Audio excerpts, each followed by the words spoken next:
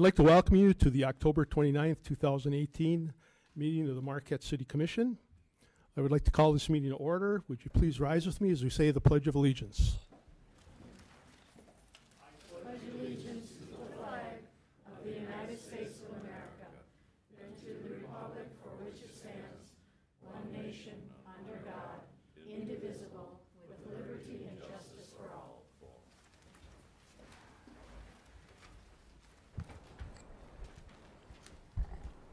City Clerk, could we please have the roll call? Thank you, sir. Commissioner Frazier? Here. Commissioner Plord? Here. Commissioner Reynolds? Here. Commissioner Schlegel? Here. Commissioner Smith? Here. Mayor Pro Tem Stonehouse? Here. Mayor Campana? Here.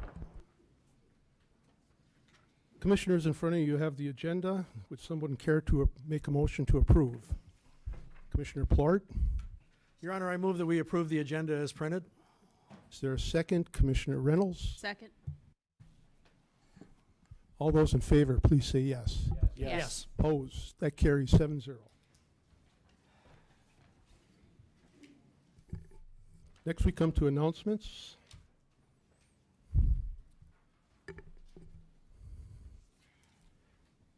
It's with regret that I must inform you that Carl Zuger has passed away.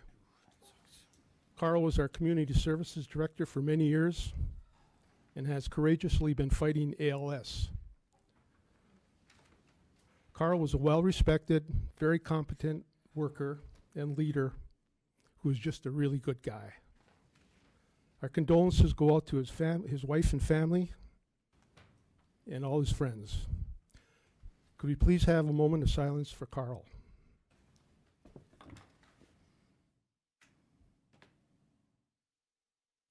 Thank you.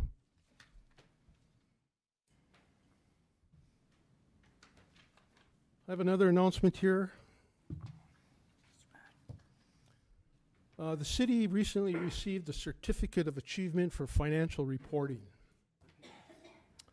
This is for excellence in financial reporting, given by the Government Finance Officers Association of the United States and Canada, for comprehensive annual financial reporting.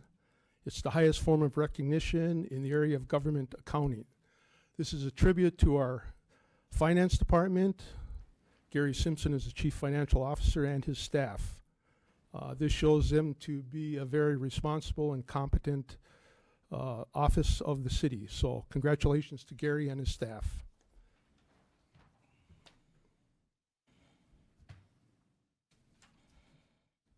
Last thing I'd like to mention, there are two proposals for the city on the election ballot come November 6th. One is for the library millage.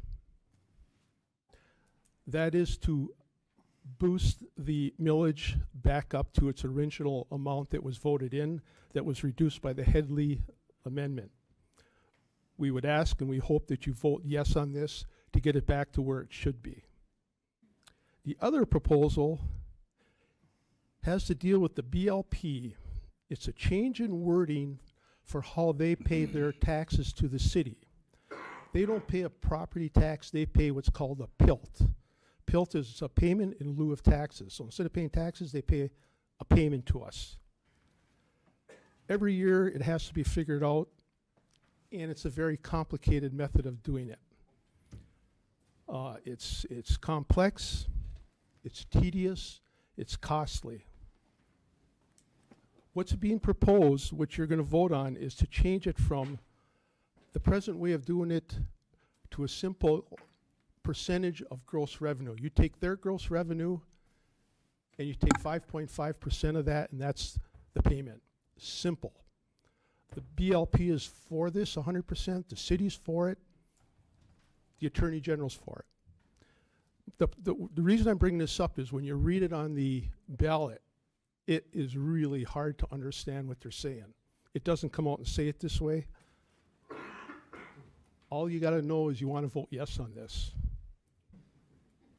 It'll be good for the city, and everybody's for it. So don't be confused, just vote yes. Vote yes on both. I'm not trying to convince you. Okay, next we're going to move to boards and committees.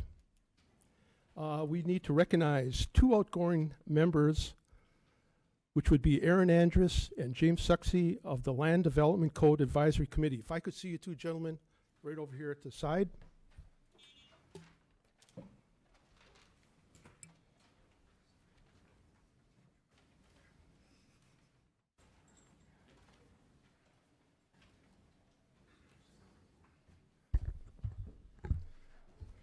Gentlemen, good to see you. Thank you for coming.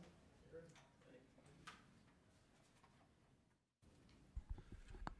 These two gentlemen have served their city by volunteering to serve on the Land Development Code.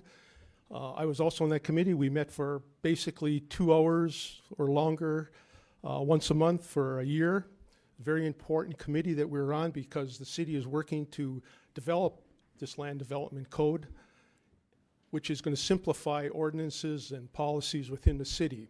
So we have a lot of money invested. We had a lot of time put into it. The Planning Commission put a lot of work into it.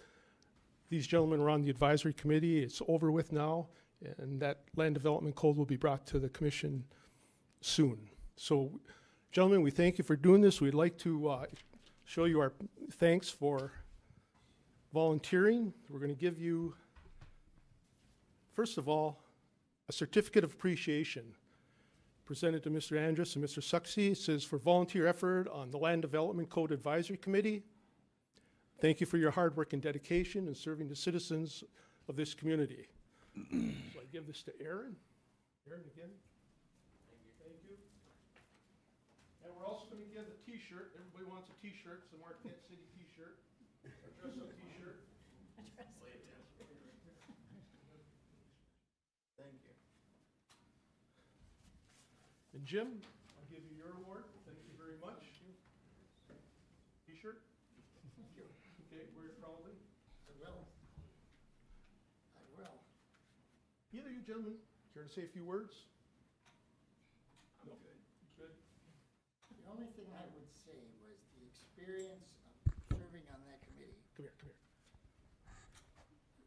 Experience I had serving on that committee really opened my eyes to the process that one needs to go about when they want to introduce new legislation, new codes, and what have you.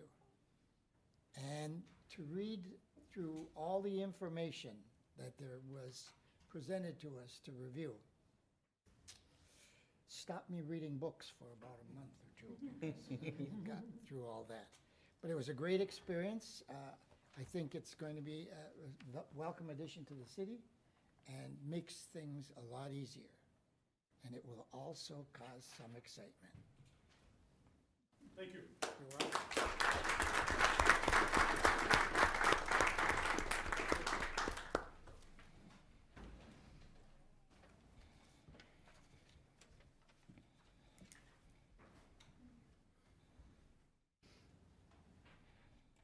Okay, next we come to our first public comment of the evening.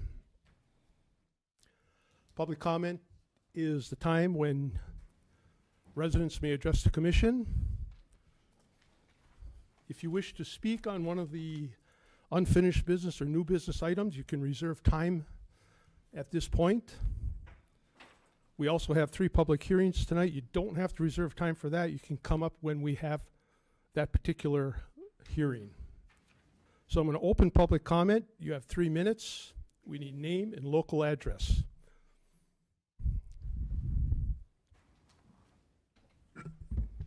Good evening. I'm Kerry Gottlieb, 1076 South Lake Street, and I don't like public speaking, so I wrote down what I want to say.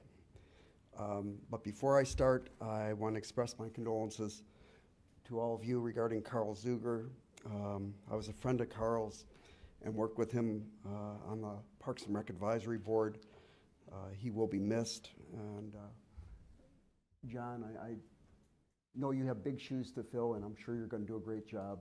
And sorry for your and our loss. Carl was a great guy. The other thing I want to say before I get to my comments real quick is I want to thank Chief of Police Rebold and the city for their watching out for the Jewish community here. We're having a vigil tonight at the new temple, at the old Citadel, and we know that the city police are aware of it and will be there, and it's kind of a tough time for the Jewish population here, and I think it's great the way the city has come together to help us through this. But with that said, I'm wearing many hats tonight. I'm a resident of the city who likes to be in the woods and the water more than standing here. I'm president of the No Cayman on Trail Network. I also happen to be chair of the Parks and Rec Advisory Board and secretary of the committee. I don't remember the name, but it's really long. It's the ad hoc committee working on the 5-year recreation plan or something to that extent. Although I can't speak for the latter two committees, I can say with a fair amount of confidence that they will endorse what I can say as both a resident and as president of the No Cayman on Trail Network, especially given the City of Marquette Citizen Survey results, which are coming out soon, which will show that the trails are one of the main reasons many of us live here and come to Marquette. So what I want to say is that I, as a citizen, I fully support, and the NTN board supports the sale of the Heartwood parcels 12 and 35 to Viridia and Curran and Company, respectively. I know Bob Mahaney. He was a founding board member of the No Cayman on Trail Network. He and I have worked together on trail development over the years, including founding of the No Cayman on Ski Marathon. I trust him completely and has promised to work with us and the city to preserve trails as much as possible and to reroute those trails on parcel 12 as they need to be. With regards to parcel 35, the No Cayman on Trail Network has worked closely with the city administration and Mark Curran to develop a plan that would fulfill all of our needs. The city's need for ongoing tax revenue while protecting as much of the Heartwood property as possible, Mr. Curran's desire to preserve the development at Rippling River campgrounds, and NTN's desire to keep the land as much as possible in its current state. Speaking for myself as a resident, I understand the need to preserve and find new tax revenue. I fully appreciate the measured and Dr. cautious. Gottlieb? Am I over? Time's up. Oh, damn. I really support this. Go for it.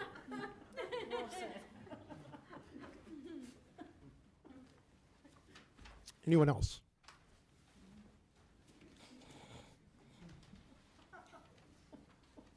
Good evening. My name's Joanne Kanak-Beauchamp, and I live at 328 Harrison Street in Marquette.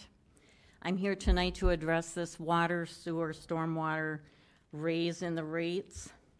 This is the second time I've been to the council meeting in about 8 years to discuss raises in utility rates.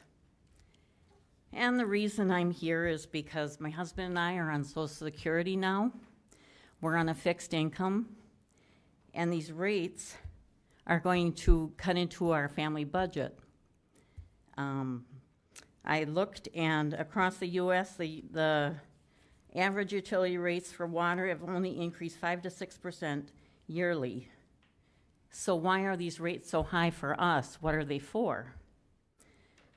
I looked online for the city of Marquette, and it explains some of the information about this, that it's for generating cash flow and profits, for improvements and updates, and I also noticed it's for salary raises and benefits. So how can residents afford these rates when Marquette is such a small community?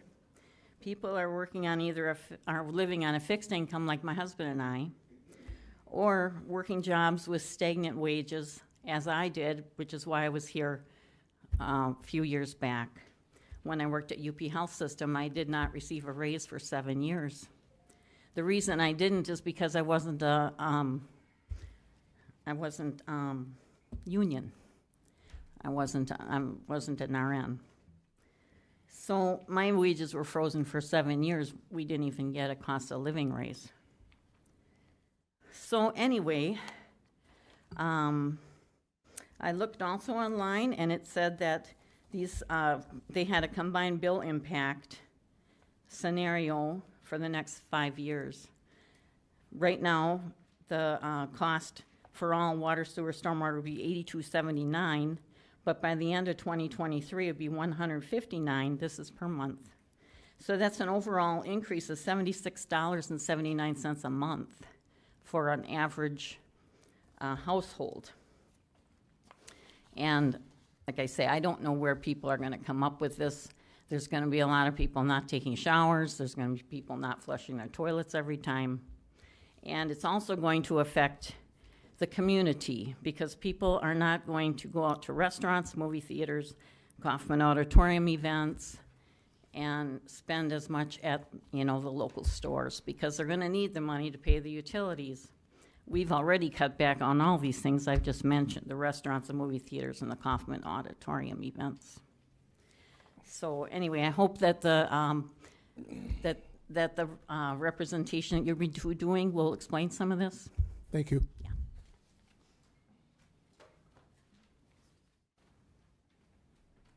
Anyone else?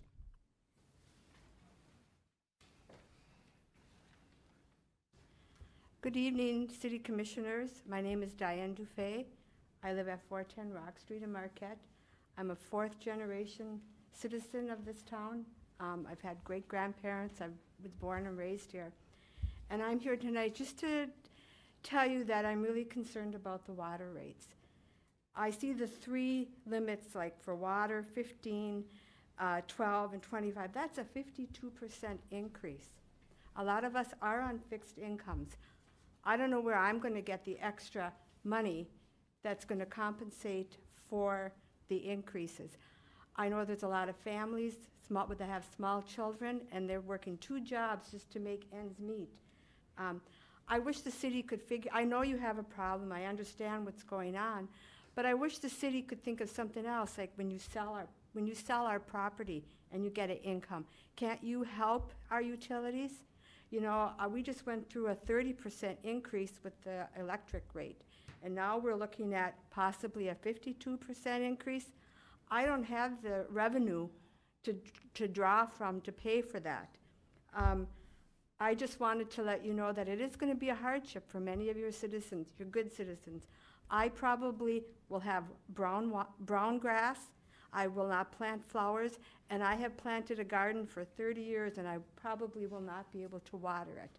So I just wanted to let you know, as a citizen, what I feel, that maybe we could do something else. I know that we have a problem. We have to update everything. But can't we figure out another way of getting some kind of revenue to help these utilities? Because I have no recourse for coming up with 52% increase in my water, 30% in my utility. That is just unbelievable. So I thank you for your time. Thank you.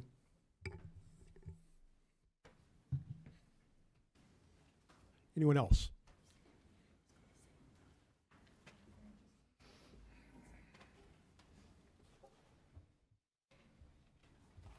I'm Mana Lang, 337 West Washington Street, and I'm here representing the Marquette Downtown Development Authority, and I'm just here actually to answer any questions that you may have of me on agenda item number 10. Thank you.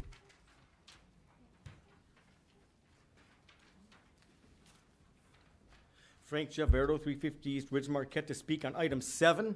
These are my opinions. Until Ms. Compenzi left, we usually had one outspoken member who we knew was here for the greatest public good. Now, no one. May the public please vote in new members. Nothing against Ms. Smith, who seems nice, but was appointed for her votes, as our record shows. Ms. Brum seems to care, one of few candidates who have attended meetings prior to voting day. Mr. Plord seeks re-election. Our record shows I lent him the benefit of the doubt for months until his alleged betrayal. Then his propensity to misinterpret us became apparent. Soon after that, he purposely did so, resulting in an hour of repetition needed to rebut. May 31, 2016, he tried to rewrite our Constitution. This and other times, he acted as our city attorney on matters on which he proved incognizant. For example, that public comments ought to be facts, not opinions. The great majority of these comments are facts. October 30, 2017 and June 25, 2018, he interrupted public comment. If something so bothers him about democracy, he's urged to partake elsewhere. Thrice in 2017 and twice recently, Mr. Plord accused me of not telling this board what I want when it's clear in the comments. I responded to him, clear as day, yet he kept asking instead of building on prior responses. This equates to lying by omission. All his criticism, yet he never addressed my question as to why he's here. He's on record diverting public attention from our most compelling testimony with clever-sounding responses that don't amount to a hill of beans. July 31, 2017, he was first asked to, quote, please respond to what's said on record instead of building on something that was never implied to begin with. Only then can we begin to understand each other, end quote. November 13, 2017, he appeared to insult my stature with his locker room talk and his bathroom talk of September 10th, outlandish unprofessionalism. He accused me of dancing around while I sat in a chair. His personal attacks differ from my job-related attacks. He never accepted my dare to learn whose argument would hold up. More telling from a public standpoint was his November 14, 2016 statement, if people talk to him who, quote, can't make the meeting or do public comment, I'm more than happy to bring that up and make it known, close quote. After reminding him twice, he seldom, if ever, brought much forward. Either people don't discuss city matters with him or the concerns aren't worth addressing. Which is it? He wasn't even aware of the chair's efforts to reduce public comment. Mr. Plord said last August 27th, quote, it was Mr. Campana's idea to add second public comment to give people more of a chance, an opportunity to speak, end quote. 3 quotes speak louder than anything he told Mr. Plord in private. Both men forgot what was said here. Voters are urged to take those Time's concerns up. into account on voting day.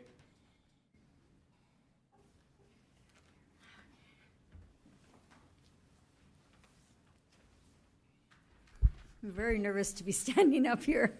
My name is Ann Wood, and I live at 418 Rock Street with my husband, Bob. I have lived in the city of Marquette for the last 45 years, my husband for his whole life. I have nothing bad to say about the city of Marquette. They have been great to us. They have always taken considerations for us, but the water rates concern me. And the article in the paper yesterday, 2 things concern me. One, it says that the rates will be evaluated at the end of each fiscal year to determine the cost for the following year. So does that mean next year we may be in the same situation where they're going to raise our rates? That's a concern to me. We are on fixed incomes. And the other concern was, it said when they raise the rates 10%, people cut back 10%. What do you think they'll do this time? I think they're going to do the same thing, especially older people. They can't afford this. So I hope you will take that into consideration. Thank you. Thank you.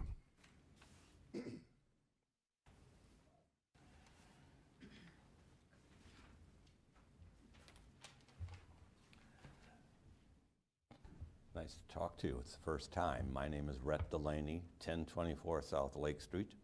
I've lived here. I was from Ishpeming. I've lived here since I got married in 1983. My wife's a lifelong resident and a nurse retired from MGH at the point of Duke Life Point. But I came mostly to learn. I've been a businessman, insurance and automobiles all my life. I'm too on Social Security and 70 years old. I started out as disability from my heart, my diabetes, and the loss of a leg.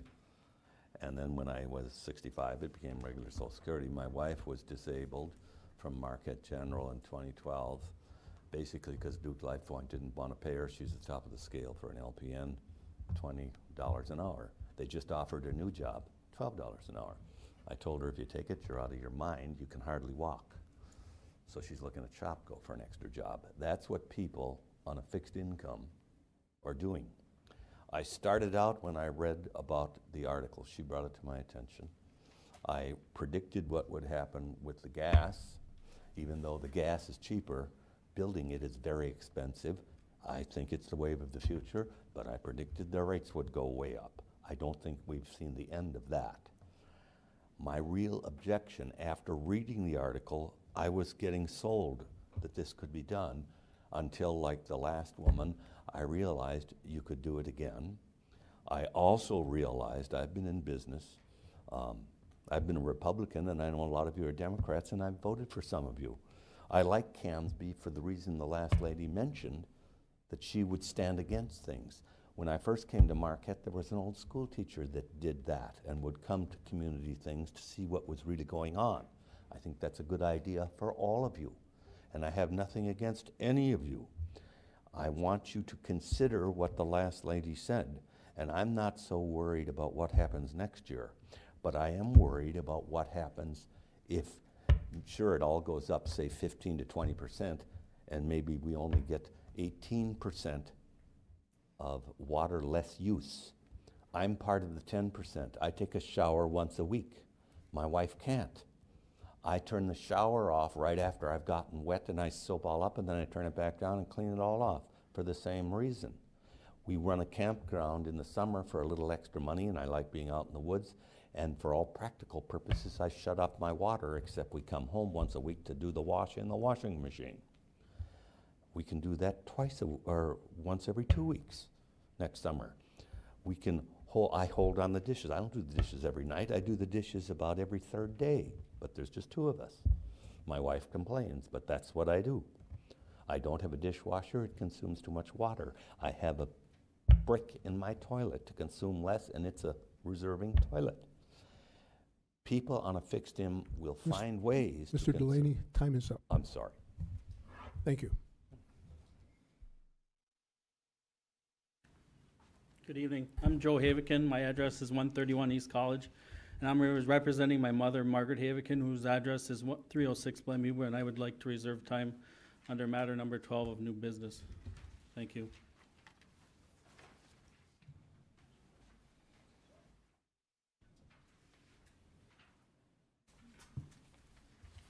I'm Mike Matala, 523 Spruce Street, and I'd like to reserve time to speak under matter number 11.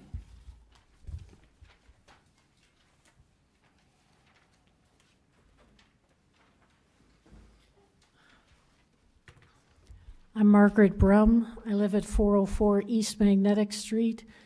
I'm on record as stating previously stating this. I want to repeat it for those of you who haven't had the benefit of seeing it. I'm a candidate for City Commission. I'm the only one who's come out until yesterday in favor of these rate increases. I do so for several reasons. Number one of which, I was trained as a chemical engineer at Michigan Tech, and no matter how exigent the circumstances, you cannot negotiate with a piece of pipe once it has broken. It has to be dealt with. And if it's dealt with proactively and you have a schedule for doing with it, you spend less money and there's less disruption. Number two, they pulled up the sewer pipe and the water pipe in front of our house this summer, and I was the one who took the picture that ended up on the front page of the Mining Journal yesterday of the corroded pipes. And I didn't know they were corroded until they dug them up. And having seen them, I want good pipes. And I want good pipes for everybody in this city. It's an integral part of the future of Marquette that we can show residents, developers, tourists, and anybody who comes here for the beauty of our natural wonder that we're paying attention to water and sewer. I had the privilege of a tour of the Marquette wastewater treatment facility. In my professional opinion, it is run by a practical environmentalist, and you can't do better than that in terms of public service. You are getting your money's worth and then some. So if people object that some of this money might be used for infrastructure at that plant, I would encourage you to take the time to go out there and see what they do. Of the stuff coming into that plant, 98% of the gunkies are removed before it goes back into the lake. And if you want to drop that down to 96% of the gunkies, I don't want to know you. I want as much of that stuff going out of the sewage as possible, and it's the state-of-the-art facility. And probably the third reason I want to have these rate increases is we've seen what happens in other parts of the country when water is not respected and paid attention to. The tragedy of Flint will affect future generations. The Keweenaw took a hit from which it will not recover in the next 10 to 15 years. If you proactively plan for this, it will happen better. And in terms of putting my money where my mouth is, I'm also on record of making this statement. If this commission approves this increase in rates tonight and I get elected next Tuesday, I will put my first year salary into a fund to help people on fixed incomes pay for the increases in rates. I am literally that concerned about this. I will put my money where my mouth is. Thank you for your time. Thank you.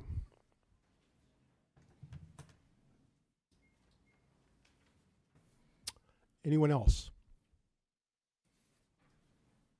Anyone else wish to address the commission at this time? Seeing none, we're going to close public comment. We're going to move to presentations. Tonight we have one presentation.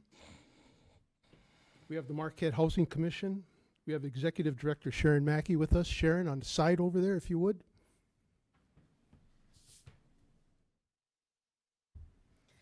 Good evening, everyone. Thank you, commissioners, for having me come to speak to you tonight, and guests for listening. I am the executive director at the Marquette Housing Commission. The Marquette Housing Commission was created as a component entity of the Marquette City Commission. We've been in existence since 1968. We are chartered under the laws of the state of Michigan to provide and administer affordable housing programs for the citizens of the city of Marquette. What we are currently providing is 254 units of public housing within the city limits. We also administer a Section 8 housing choice program, which has 50 housing choice vouchers. And those vouchers are located throughout the city of Marquette and Ishpeming, Negaunee, Champion, and the Gwinn area. Our mission statement is a long one. In the 7 years I've been executive director, I've hoped to change this mission statement to something a little shorter, but haven't gotten there yet, so you get the long version. Basically, to provide safe, sanitary, and affordable housing to low-income individuals and families. We have board meetings that are held on the fourth Tuesday of every month at 12 p.m. At the board room in Pine Ridge Apartments at 316 Pine Street. Those meetings are currently averaging like 30 to 35 minutes, and my two former commissioners that are here, they're short and sweet.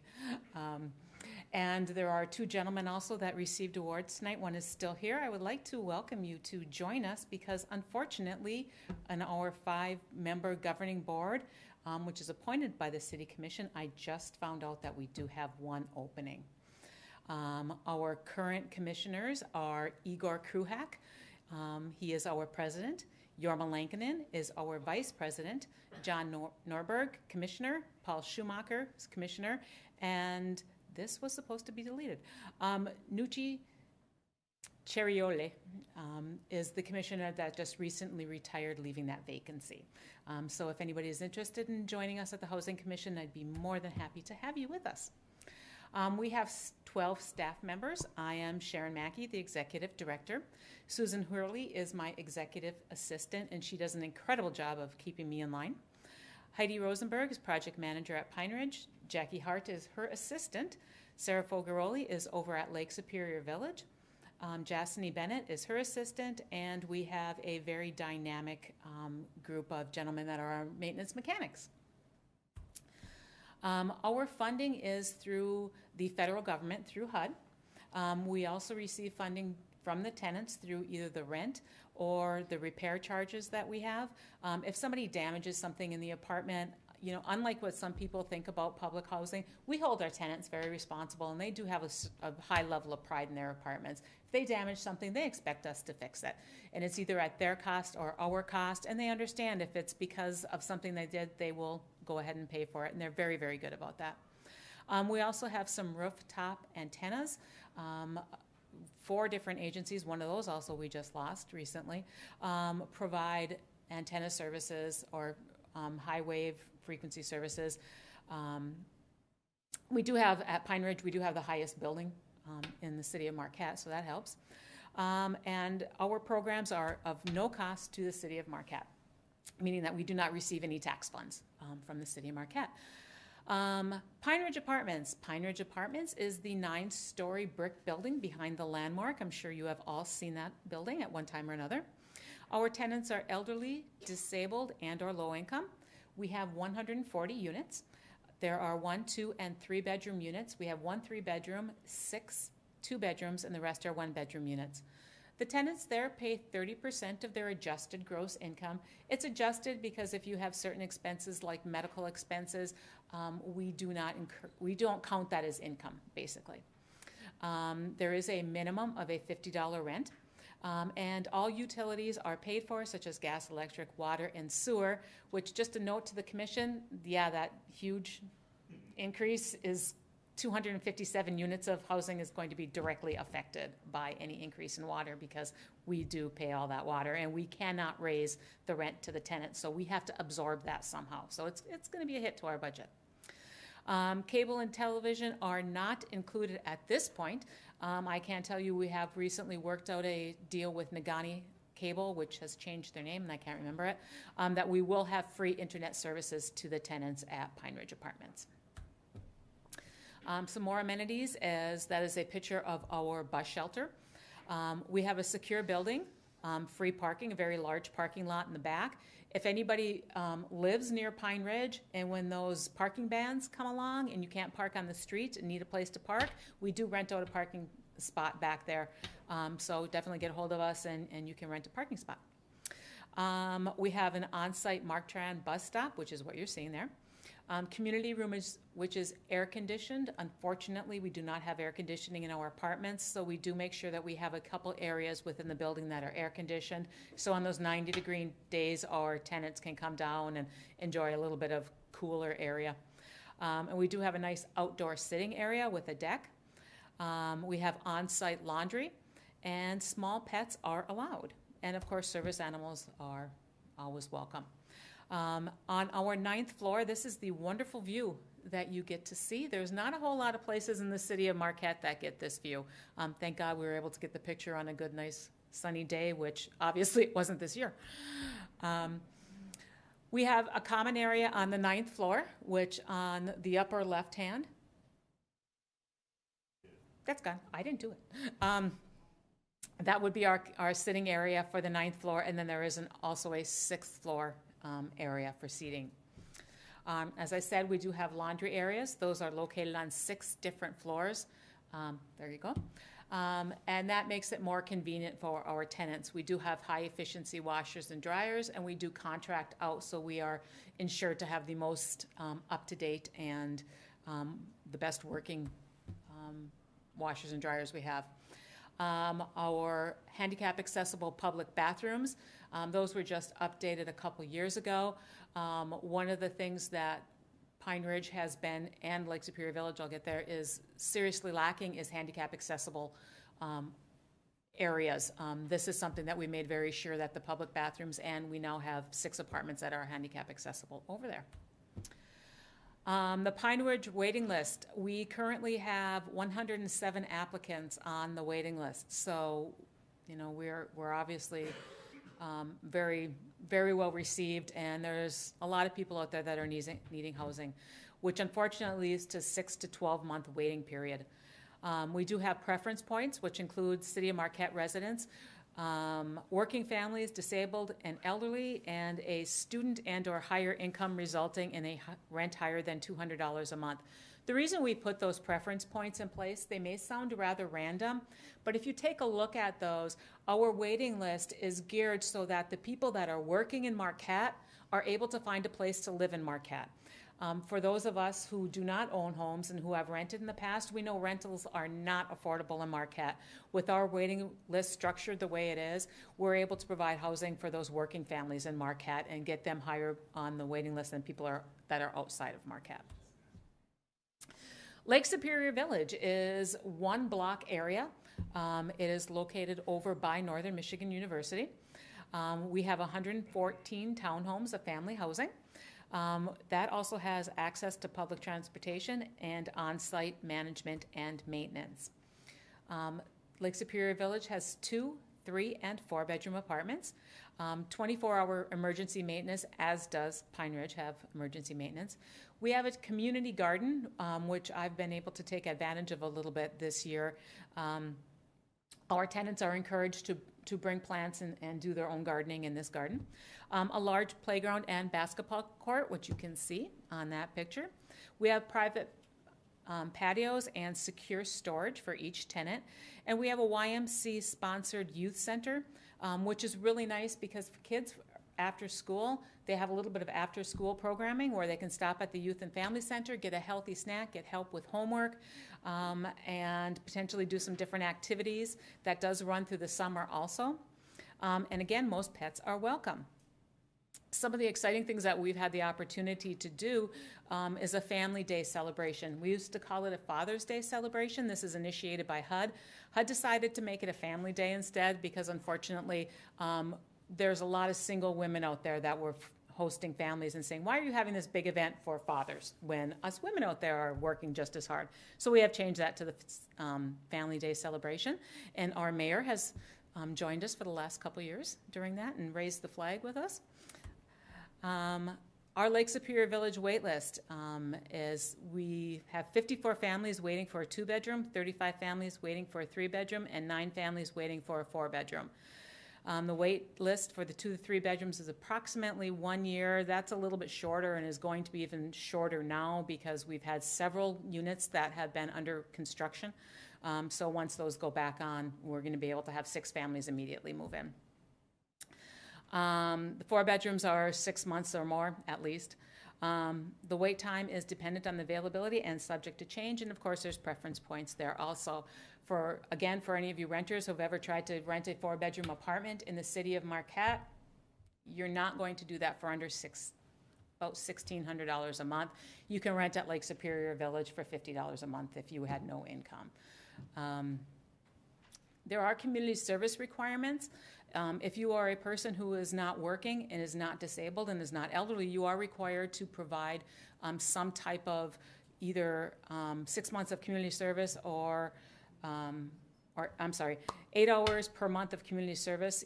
That can be either volunteering or working at the Housing Commission. There are certain opportunities that we provide.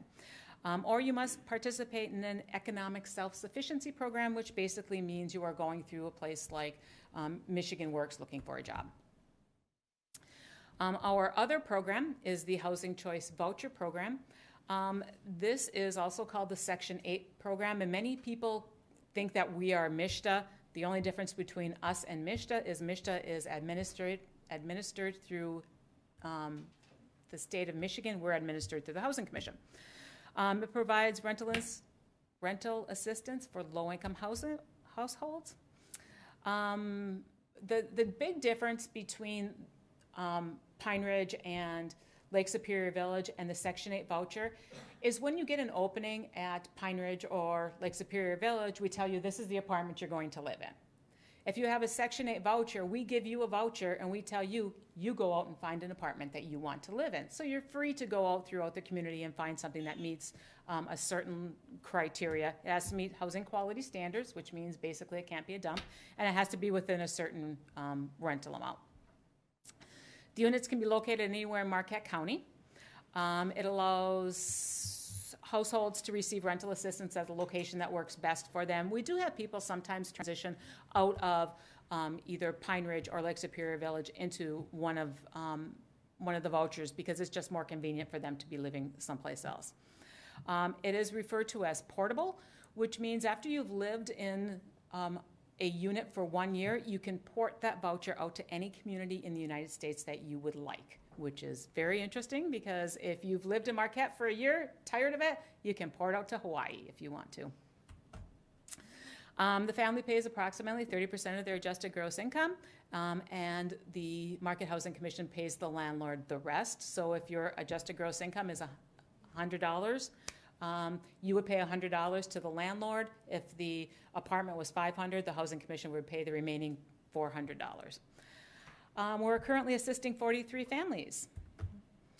And you can pick up applications at Lake Superior Village or Pine Ridge Apartments or online at www.mqthc.org. And the HCV program, unfortunately, is not currently taking applications. We have a couple hundred people on our waiting list and only turn over 3 or 4 vouchers per year, so that's a pretty steady program. Yeah, so I went through that really quick. Any questions? Commissioners. Commissioner Smith. Thank you, Sharon. Thanks for all the work you do for your Housing Commission members and your staff. I noticed that the wait lists are up in the last year, a lot. So you guys are doing a lot of great work. Keep it up. Thank you. Thank you.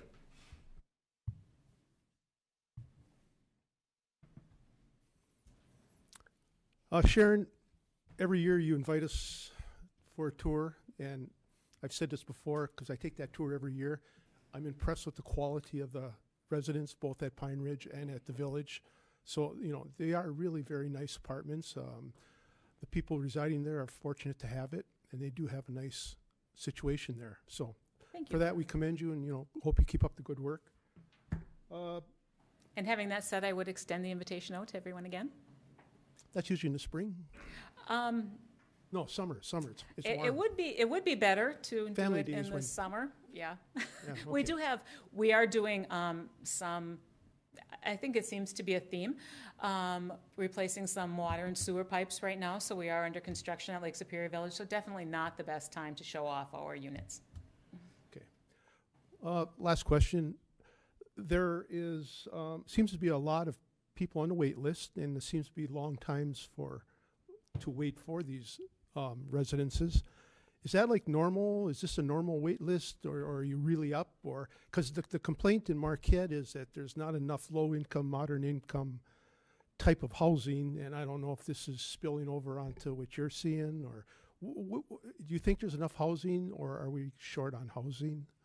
We're drastically short on housing. Unfortunately, when people look at places that have been recently built, they include what are referred to as low-income housing tax credits, which provide an incredible opportunity to build really nice units. However, what we are seeing is more people with the lower income, because we serve the very low income, lower housing, lower LIHTC units, don't serve the very low income. And that's what we need. We don't need more LIHTC units. We need more very low income units. If somebody has a voucher right now, the fair market value for us, what we're able to provide for 1, 2, and 3 bedrooms is very, very, very difficult in the city of Marquette to be able to find a voucher for that amount. I don't know those numbers off the top of my head, but they're like $800 for a 3-bedroom. Not going to find it in the city of Marquette. So people that want to live in the city of Marquette just can't. Well, that is unfortunate. Mm-hmm. It is. Mm-hmm. And the Housing Commission, just to go off on a little tangent on that, the Housing Commission is hoping to do some additional work and to be able to expand into some low-income housing. The current board would love to build low-income housing.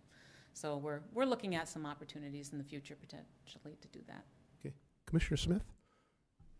I just wanted to clarify my earlier comment. I don't think it's a good thing that we've got wait lists that big. I just know the Housing Commission has been working for a while on the public information campaign to get people to want to live there, because I think some people didn't think that they fit the bill, even though their income did allow them to. So I'm just glad to see that people are realizing that maybe, you know, they would qualify and that they're applying. We do still have a housing problem in Marquette, and I'm aware of that. So thanks. And you know, I hate to toot my own horn, but the reality is Lake Superior Village used to be not a good place to live and used to have a really horrid reputation, and people wouldn't want to live there. And I still have conversations where I'm talking to people that they want a voucher, and I say, I'm sorry, our voucher list is closed, but you can apply to live at the Village. And like, I don't want to live at the Village. It's like, unfortunately, that is still a reputation we fight with, but it has mitigated greatly in the past 5-6 years. So I'm very happy about that, which is why our waiting lists have gone up. Great. Well, Sharon, thank you very much for coming tonight. We appreciate the presentation, and I hope you keep up the good work. You're welcome. Thank you for having me. Thank you.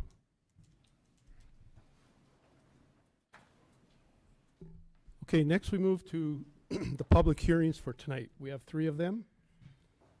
Our first public hearing is in regards to Ordinance 671, the water utility rates.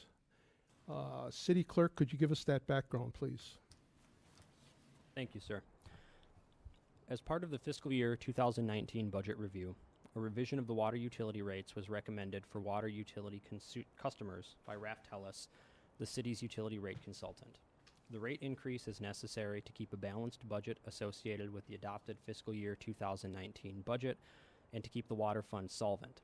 A 12.25% increase in rate-related revenues is proposed. The rates will change per attached ordinance number 671. Usage rates will increase for an average customer from $6.68 to $7.35 per 1,000 gallons. The non-taxable rate will increase from $7.29 to $8.09 per 1,000 gallons. Fixed fees will change per the ordinance. This public hearing was scheduled at the September 24th, 2018 City Commission regular meeting. Fiscal effect: for all three utilities combined, an average customer will have an increase of $16.78 per month, or $201.36 per year. It is projected these rates will result in an additional $520,000 in revenues in the water fund. Recommendation: adopt ordinance number 671, an amendment to adjust water utility rates effective December 1, 2018. Alternatives as determined by the Commission. Okay, we're going to open this public hearing. First, tonight we have here Tom Beckley from Raftellus, which is the consultant that did the study on the water rates. And we have Kurt Goodman, who's the Director of Municipal Utilities. I would ask Kurt Goodman to please start us off. Kurt? Yeah, you're there. Stay there. Okay. Thank you, Mayor. Mayor and Commission, I thought I'd just give a really quick background on how we got to where we are. 3 years ago, the City of Marquette received a grant for about $1.1 million through a SAW grant program. SAW grant stands for Stormwater, Wastewater, or Stormwater, Asset Management, and Wastewater. What we did over the last 3 years, staff working with various consultants in different areas of expertise took a hard look at our whole utility systems. We've inventoried all of our above-ground assets, the physical assets at the wastewater plant.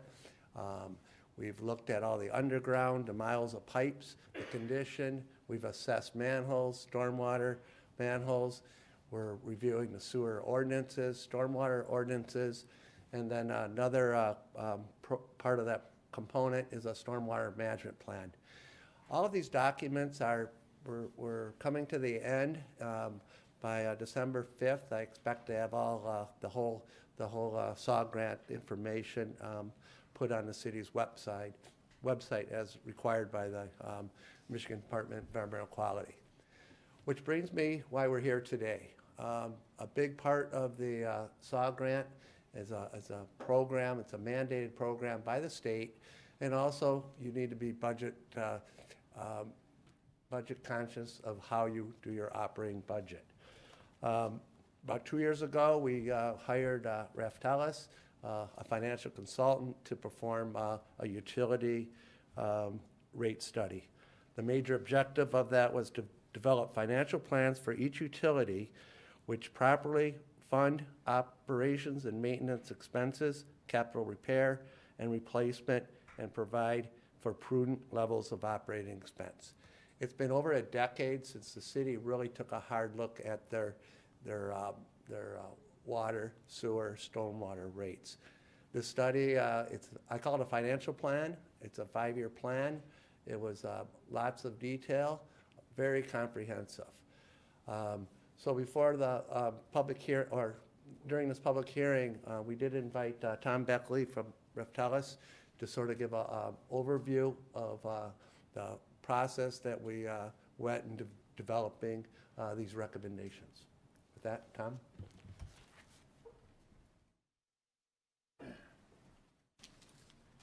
Thank you, Mayor, council members. I know this is the water one, but basically Kurt asked me to kind of give you an overview of how we did all three utilities together. You know, basically it was the same process for each of the three utilities. I could get up here and say the same thing 3 times, but working with city staff, we identified operating and maintenance necessary to support each utility. Then of course we have debt service for money we've already borrowed and promised to repay.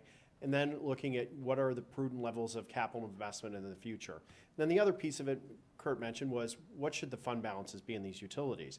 And for each of the three utilities we're recommending, and this is a pretty typical recommendation, this is, typically the lowest level of reserves that we recommend a utility have, and that's 90 days of operating and maintenance and debt service. So basically in our checking account, we're recommending that we have 90 days, enough to cover 90 days. And this is important for utilities, especially water more so than the other two, because our revenues can fluctuate due to changes in usage, change development, things like that. So we want to make sure that we have some money in our bank account and we're not literally living paycheck to paycheck in these utilities, which are critical to the well-being of any city.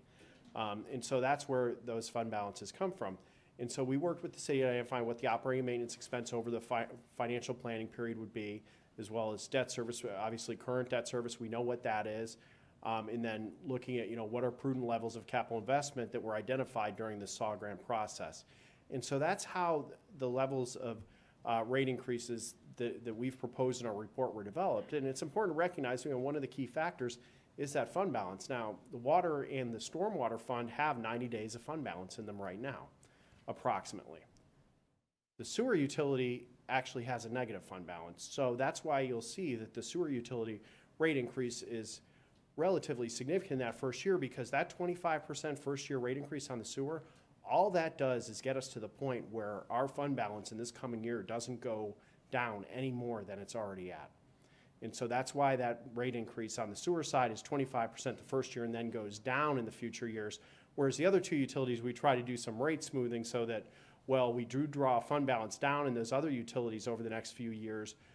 They stay positive on the fund balance side, and then we eventually get to the point we're recommending with, more equalized rate increases over the next several years. And so that's why you see that key difference between the sewer financial plan and the water and the stormwater financial plans. And so that's the process we went through, working with the city. And this is a process that, we use throughout the country. We serve water, wastewater, and stormwater utilities throughout the country. Personally, I work with utilities throughout Michigan as well as the Midwest. So we're happy to answer any questions you have tonight on any of the three public hearings for water, sewer, or stormwater. So those are the remarks I have. Very good, thank you.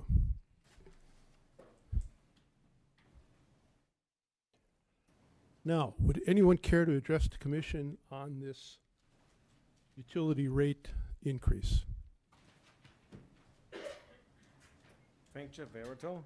Just to say that the residents who weren't able to finish their comments during the general comment time have an additional full 3 minutes to speak to this item at this time.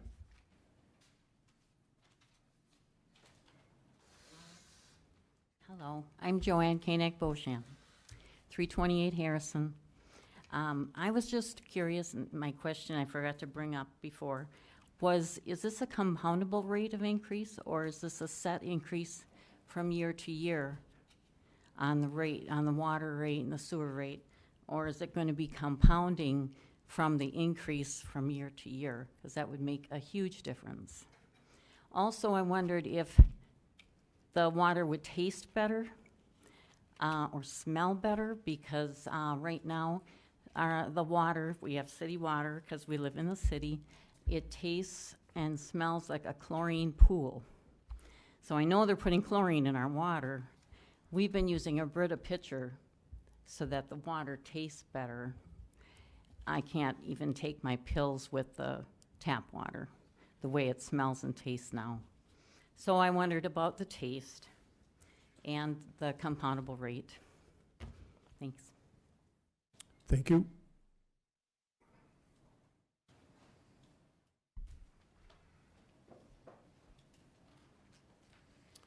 Hello, my name is Jay Parent, 213 Blemhuber. I'm an environmental engineer with the Department of Environmental Quality.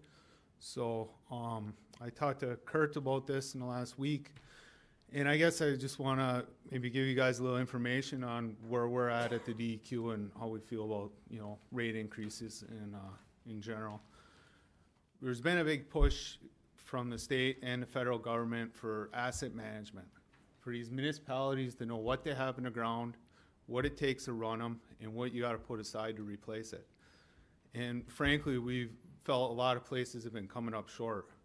which is why the DEQ distributed $450 million around the state to come up with these asset management plans, so to make sure that these cities have, take care of their stuff and are on sound financial footing.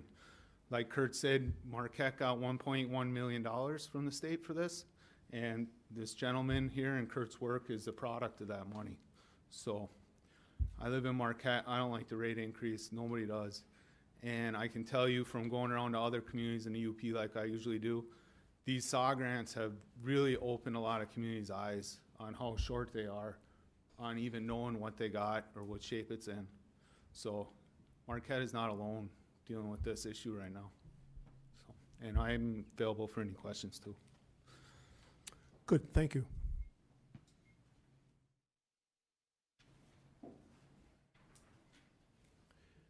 Does anyone else wish to address us? Anyone? Margaret Brum again, 404 East Magnetic. Not the candidate speaking, but the engineer speaking. Many people are concerned about the rate increases because in their lifetime it seems to have gone from nothing to where it's a substantial portion of their household income. One of the things I learned going to the wastewater treatment plant is up until a certain time in Marquette's history, the rate for utilities was nothing because there was no treatment.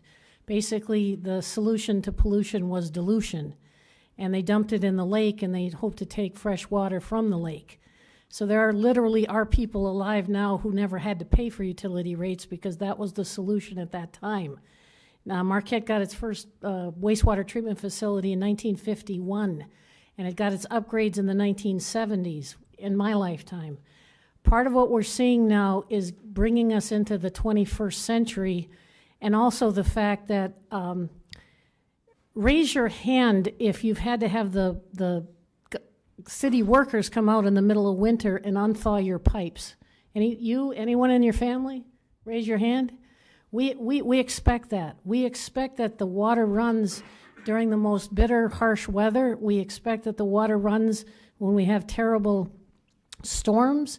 We expect that the water system remains intact even after the terrible rainstorms that the Keweenaw experienced. We expect and depend upon water when we turn that faucet on. And this is where the rubber meets the road. At Michigan Tech, last century, my conservation teacher educated us that the rest of our lives we would be dealing with these issues because no community wanted to invest in water or other utilities. They just wanted to turn the faucet and have clean water come, and they wanted to flush the toilet and have bad water leave. And unfortunately, if we stick our heads in the sand now, if we say we don't want to upset people because there's an election coming, we don't want to upset people, we're going to end up in a community that didn't invest in the future, didn't take the advice of experts that were hired, and hoped and prayed that nothing bad would happen. And then when something bad does happen, because how many times have you turned on the news in the last year and heard the term 100-year storm, 500-year storm? Or my Lord, last October 24th, we got clobbered in a storm of unbelievable proportion. Part of the reason I'm so much in favor of this is the professionalism of the analysis is world class. And if you hire an expert and you ask him to do something for you and he gives you good advice, you should pay attention to it and you should follow that advice. And that's my engineering perspective on this. Thank you. Thank you.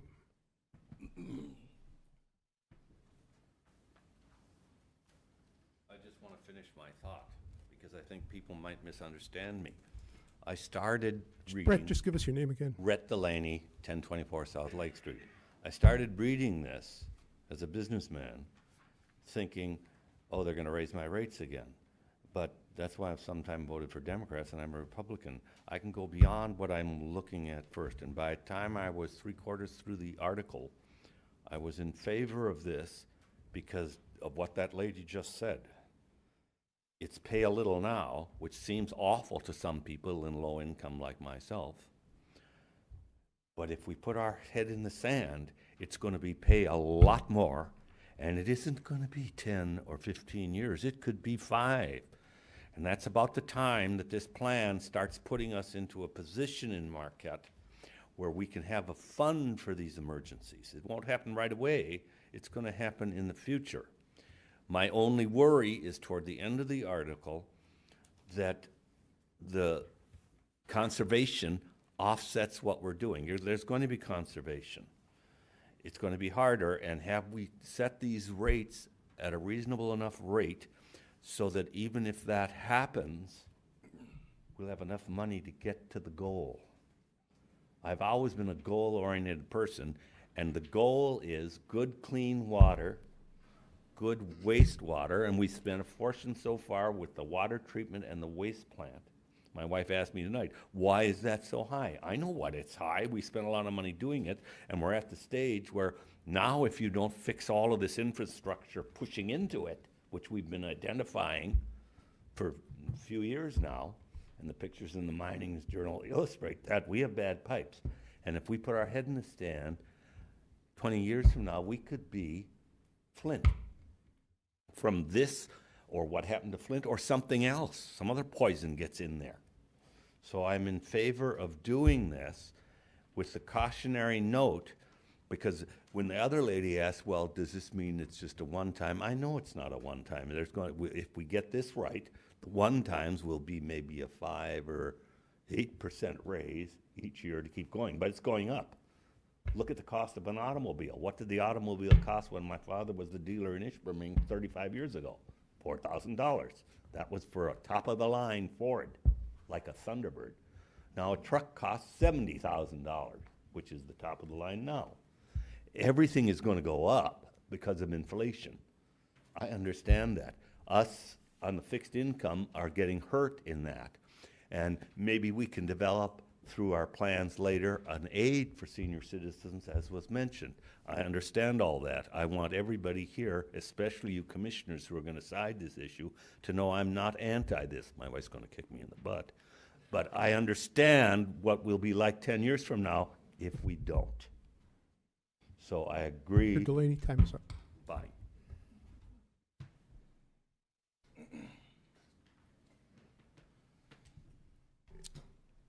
Okay, anybody else? Anybody else wish to address us? Okay, seeing none, we're going to close the public hearing.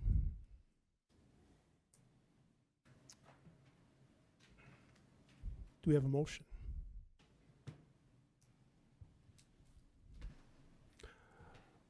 Commissioner Stonehouse. Your Honor, I will motion to adopt Ordinance 671, an amendment to adjust water utility rates effective December 1, 2018.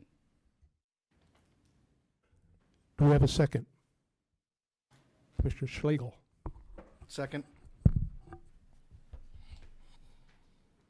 Commissioner Stonehouse. Obviously, a huge amount of thought going into this. And if I can try and explain, there's three critical things that every citizen, that the city should provide and has to provide to its citizens. Number one, clean, pure drinking water. Number two, a proper treatment of wastewater. And three, a stormwater management problem. Those are absolutely vital to the city and to all cities. All cost money, and not just in the city of Marquette as we're looking at raising those rates, but across the board throughout the Upper Peninsula, and I would argue throughout the state of Michigan, just seeing what you're seeing on the public record that you can Google. Some Michigan cities have failed their citizens utterly. Flint, Benton Harbor, and I was surprised to learn that there are 70 other Michigan cities that are worse than Flint in terms of lead. Again, that's public record that you can pull up. The overflows that are occurring in some of the sewage systems are positively scary. Detroit last year, I think 10 billion gallons. 10 billion gallons. Macomb County, 1 billion gallons in the poor little Lake St. Clair. And certainly looking at wastewater, I think or stormwater, I think we have had a terrific wake up with what happened in Houghton. And Houghton was a city that was not well investing in its infrastructure, and like many communities, you fall behind and you fall further behind and you fall further behind, And then you have an event like that and you are absolutely overwhelmed by it. If we believe, and as scientists tell us, that climate is changing, we should be expecting more of those types of storms and more of that type of damage. And it's certainly on behalf of every citizen in Marquette and communities across the state, we need to be prepared for that, and that means stormwater planning and the costs that will have. You know, the reasons all those occurring, not maintaining the systems, letting the infrastructure just get old to the point that it's failing. And that's something that we cannot afford to have. Not replacing failing pipes in a timely fashion. In the case of stormwater, not maintaining a viable method to deal with heavy flows of stormwater. We often remember, I think it was 2014, we had the Great Freeze, and we had over 50 different water line breaks costing the city $2 million to repair. $2 million. We were lucky in that because it was a declared disaster, that money was eventually returned to the city. You know, we received the grant for it, but we received that grant on the skinniest of margins. There was every reason to believe that it was not going to be given, regardless of a declaration of emergency. Well, what happened if we only had 25 that year? That's only $1 million. We've still got to pay for that. You know, we can't wish we had money. We have to have the money to be able to do those things. And certainly, at least on my watch as a commissioner, I'm not going to allow that to happen. I'm not going to allow the citizens to be put in jeopardy because we didn't have the political stomach to have a rate increase when we have to have one. I had a little note here, too, that the same June 18 storm that hit Coton, 15 million gallons of raw sewage into Lake Superior at Ashland, Wisconsin. These events occur. And we don't want that to be happening here, not on our watch. You know, certainly, though the consultants recommend the 5-year plan, we can't pass a 5-year plan. We can only pass a plan 1 year at a time. And obviously, every year that the ordinance comes up, you look at it. Do we have to do this? Do we need to change this? Do we need to adjust it? Do we do another year? You move it along doing what you have to do. There was a question, I think, about money raised and whether that can be rated from the water funds and other funds. By law, it cannot. It is within that fund that it's raised for. If you read the consultant's report, you certainly will understand the gravity of the situation and the absolute critical need in the city to do what is in front of us to do with the ordinances. We have to put those funds on sound financial planning. And I certainly wish there were other ways to pay for it.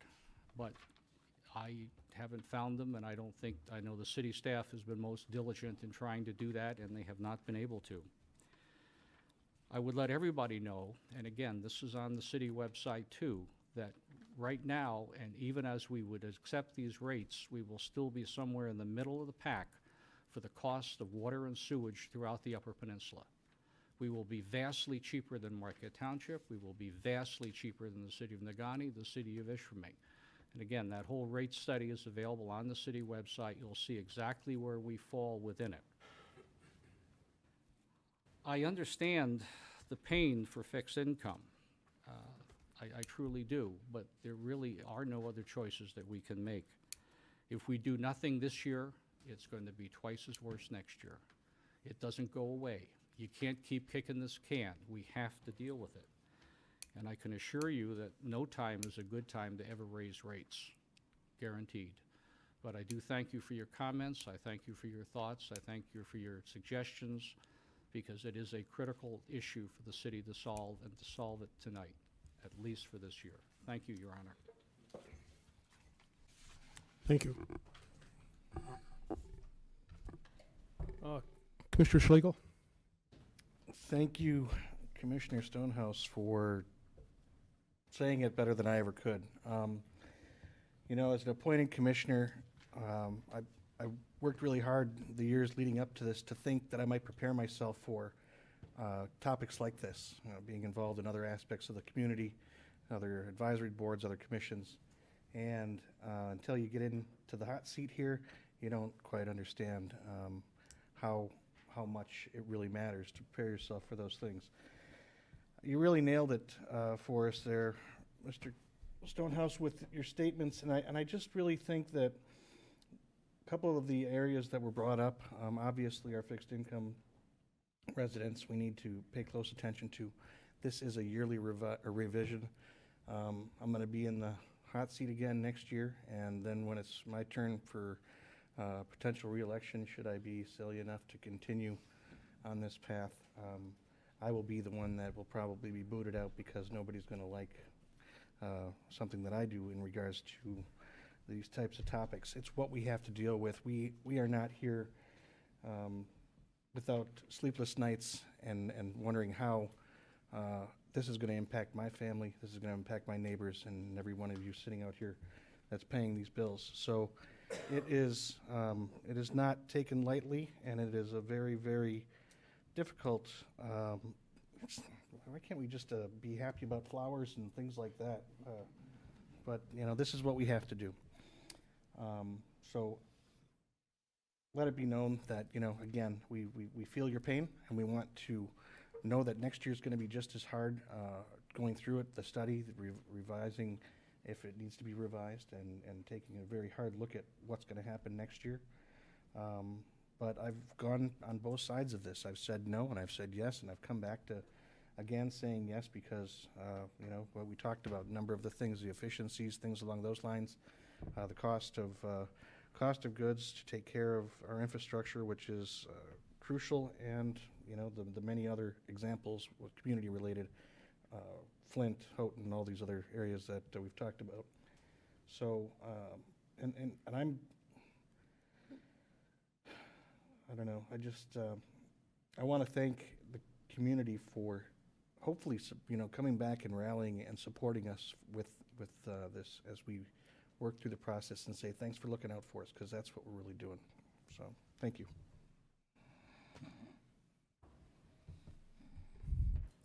Commissioner Plort. Thank you, Your Honor, and thank you, Mayor Pro Tem Stonehouse and Commissioner Schlegel, because they really did express a lot about what's happening, and there's no one more eloquent than Mayor Pro Tem Stonehouse. And when Commissioner Schlegel says, there's a lot of sleepless nights, there really are. But I cannot support this, and I will vote no on this. And the reason why is because it is too hard on many citizens, not just the fixed income people, but also the large businesses. Sharon Mackey mentioned tonight about the Housing Commission. There's also Marquette Area Public Schools. There's the hospital. There's Northern Michigan University.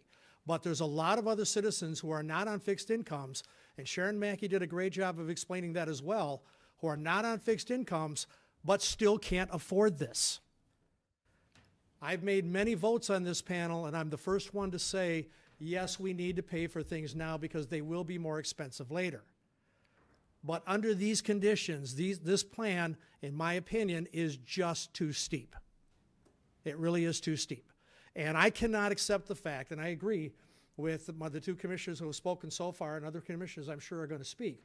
And I've wrestled with this, and I've wrestled with this. I cannot accept the idea there's not another plan out there. Just because we haven't found it doesn't mean it doesn't exist. And I think we need to look for it. We need to find a way to look for it. Now, there's a couple of other points that influence my decision. Number one, we are already taking care of our water. Our water and sewer system really is very good. The storm that was referenced last year, I was here, and I saw it. City did a great job with it. And it really was not an issue. Our water system right now, we've been, with the capital improvement plan, we've been dealing with the water system and continuing to deal with the water system, and I think we'll continue to do that. I want to thank Raftelis because they did a great job. There's no question that the city got their money's worth.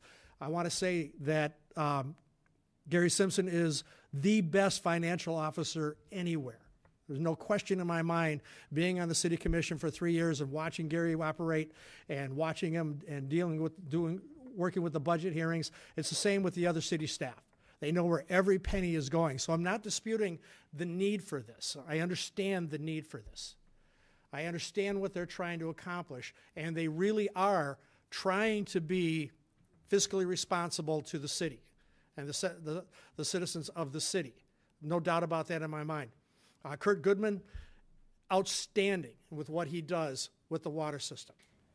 No doubt about that. And I know what they're trying to do. They're trying to look out for the future, and I don't disagree with that. But I just cannot support this particular plan because it is too steep. And yes, we're looking at maybe 1 year, and we're going to come back and vote again next year, but we're really looking at 5 years. And in the end of 5 years, that's going to be a lot of money. And so based on that, I am going to vote no. I do not support this plan. Thank you, sir. Thank you. Commissioner Reynolds. Well, I have a couple questions, and then I'm going to go back to my opinion, I suppose. Well, we had one resident ask the question, and I know the answer to this, but I just want someone else to tell me the answer. This is correct that this would be if we did 8 years, like our original plan that was presented, which is not what we're adopting this evening, but there is a plan that is 8 years of this, that it would be compounded, correct? It'd be a 5-year plan.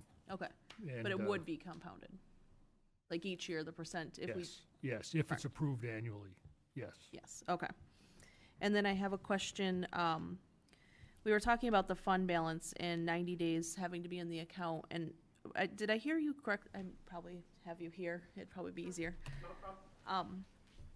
I just want to make sure I heard you correctly. So for 90 days, we have it in both. We have 90 days in both of the funds other than sewer, or was it stormwater? Right now, we have 90 days, but the challenge that all the funds face right now is that the O&M that's in the budget that's already been approved by the city, plus outstanding debts that we already have in each of those funds, is greater than the revenue in those funds.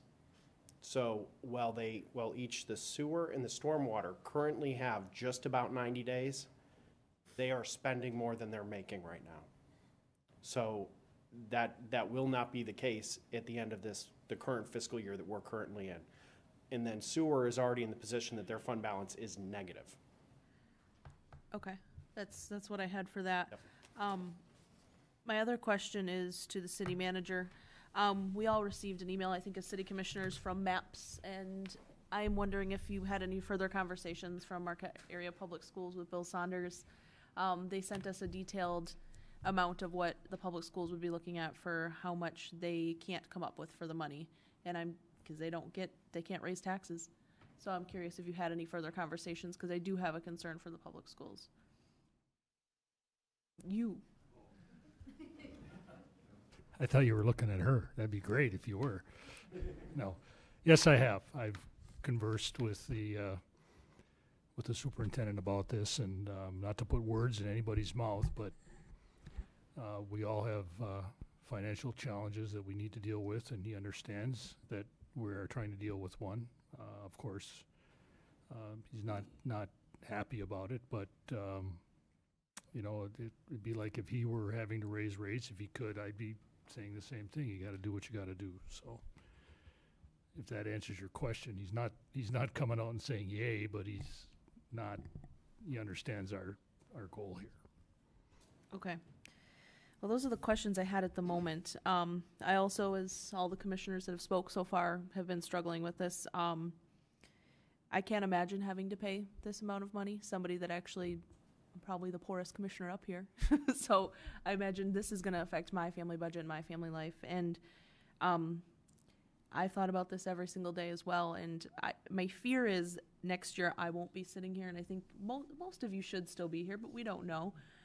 We never know. We had to pick 2 new commissioners this year, and I fear that in the future we're going to keep doing this and keep raising it, and it's going to push people out of Marquette. So, to be honest, right now I still don't know if I'm going to vote yes or no. And I came into this meeting with that feeling, and this is the first time I've came to a meeting and still didn't know how I was going to vote.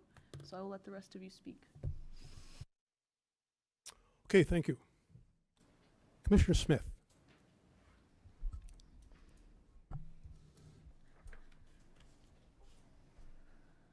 The rest of the commissioners that have already spoken have said almost all of what I wanted to say, but I had a couple thoughts.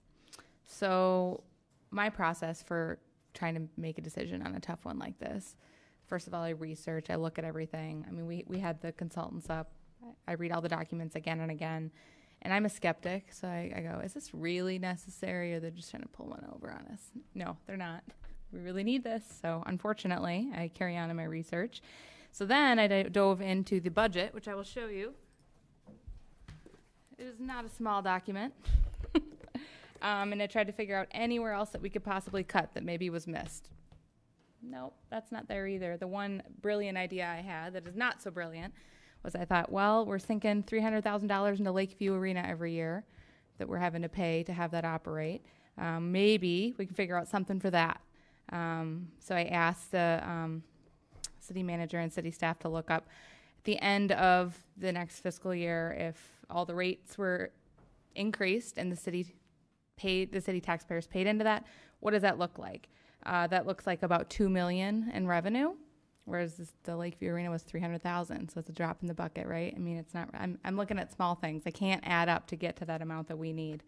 So then I started talking with residents, trying to figure out, okay, if you were in my situation, what would you do? What do you think we need? And by the end of every conversation I had, even the ones who said they couldn't afford it, they were telling me, Jenna, you have to vote yes. We need this. We don't want to be Flint. We don't want to be Houghton. We'll just have to figure out a solution for the people that can't afford it. And I haven't figured out that solution yet. I don't know that I can alone, but I hope to with the help of the community. And then also, I do want to say that I believe that climate change is real, and I do think that we're going to have a lot more storms that are a lot more severe, and that gives me a lot of anxiety. And I think living in Marquette, we're protected from a lot of natural disasters, but we need to make sure that we stay that way by preventing this type of disaster in our community. So I will be voting yes. It has not been an easy decision, but I did have some people tell me, and not anyone in this room, but just say, you could just vote no. It'll probably pass anyway, but I can't do that. I got to vote the way I believe. Thank you. Thank you. Commissioner Frazier. I've researched a lot, and I've looked at the water rate study. I've looked at everything, and it's been a tough decision for me. I was unfortunately the guinea pig for the electrical rate study, and understood that. But with electricity, you can find ways to save money.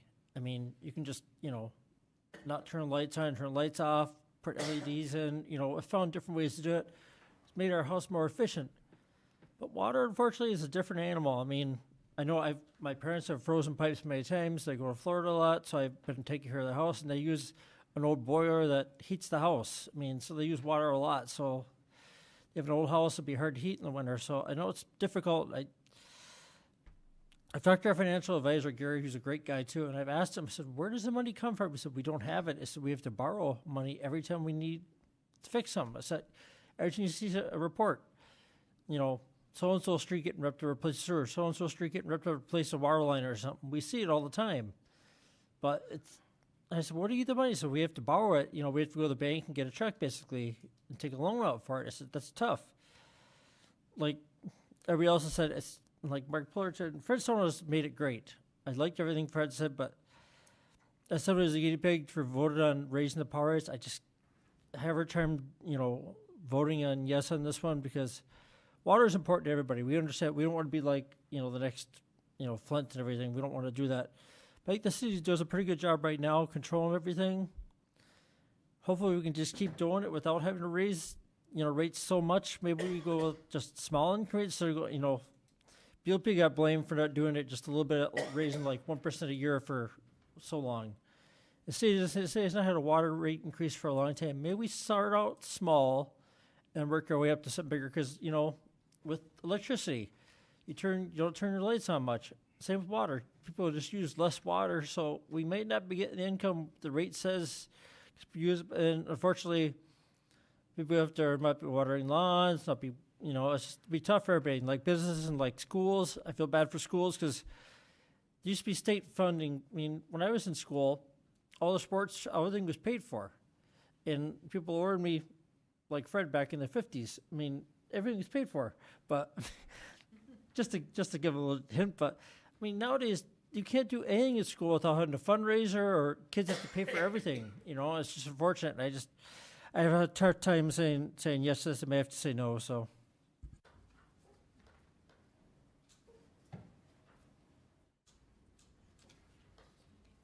Okay, I always get to speak last, so I had a bunch of points here. They've been used up. I'm going to be randomly talking. We realize nobody wants to pay increased fees, increased water rates. It's hard. I know and there are people that are going to be impacted by this.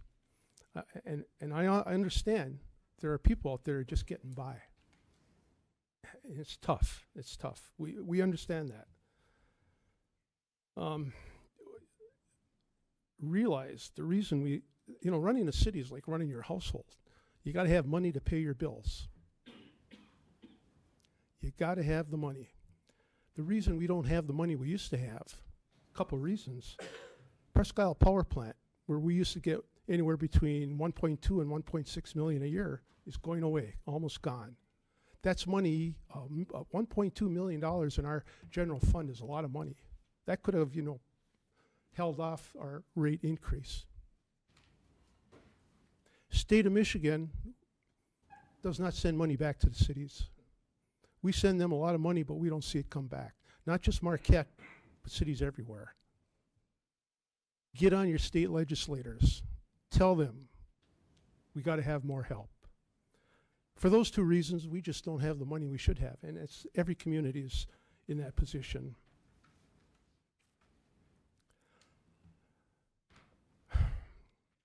We hired Raftel as financial consultants, who's unbiased professionals to go out and look at our rate structure. They have nothing to gain by telling us whatever they tell us. They're telling us how it is, what it is. They looked at all our operation, maintenance, and future capital expenses, and they gave us a plan. How we cannot believe what they say, I don't know. I've studied we've had their plans for the last, I actually started probably in spring of this year, but over the months we've had different plans from them, and we've been able to study it, and I know we all have. It's there. We have a problem here, folks. We have a problem in that these water funds are losing money. It's unusual. The more you raise the rates, the more you see people conserving. Better toilets, better showers, better other things. The new Marquette General Hospital is going to use 25% less water. That's 25% less revenue that we're going to be getting from them. We're not getting that money. It's hard to fund your water utilities when you're not getting the money. The one thing we don't want to happen, as was said earlier, is have a catastrophe in the winter. All of a sudden you got 2 feet of sewage in your basement. Is that what you want? And that could easily happen. And it does happen. When it does happen, we fix it. Where do we get the money? We get the money from the general fund. But you can't keep taking from the general fund, because you take from the general fund, then you don't have the money for other expenses. Do you lay off a fireman? Do you lay off a policeman? Do you not plow the streets? Do you not surface the streets? You got to have the money in that general fund. If you take from the general fund, you can't do things. The money that we get from this, if we raise the rates, goes into a specified fund only for water, only for sewer, only for stormwater. It will not go to anything else. It will not go to salaries, which was one of the questions tonight. It's the first year, generally speaking, $16 increase. The percentage escapes me, but the money that we gather will just stay in that fund. It'll be used. The goal here is to try to have enough money so when that water line breaks, we don't have to go to the general fund to get the money. We have money to take care of the problem. And I'm telling you now, if we don't fix it this year, next year it's going to be twice as bad, maybe twice and a half times bad. It's going to happen. Take a look at the surrounding communities. They're seeing that. There is a township on the West End that just had a 50% increase for 1 year. Where it's going to go after that? We have a list here of different communities. Their water and sewer rates, as Commissioner Stonehouse says, are much higher than ours at this point. Marquette Township, Ishpeming, Nagani, Baraga, Newberry, they're all higher than Marquette at this point. If you don't think they're not going to have to raise their rates, you really, you know, you're not facing facts. They're going to have to. I think in the paper over the weekend, Marquette Township said something about rates possibly going up. It's a fact of life. And I'm sorry, it has to be that way. We just don't have the money. If we don't fix it now, it's going to be there next year. It could be there tomorrow. You know, all of a sudden you get 10 pipes busting. Yeah, we'll fix them, but we're robbing Peter to pay Paul to do it. We will look at it next year. If we don't have to raise it, we won't. Chances are we probably will. Maybe it won't be so much. I don't know. And if we don't have the money, we have to bond for it. When you bond for something, you have to pay back that. It's a loan. You pay it back. And you pay interest, just like at your house. If we can get away from paying interest, we have more money for the city, obviously.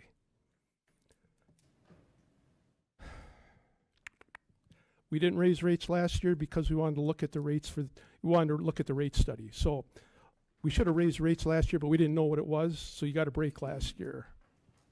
The sewer fund, as was mentioned, is underwater, does not have money. That's the one thing you don't want to break down.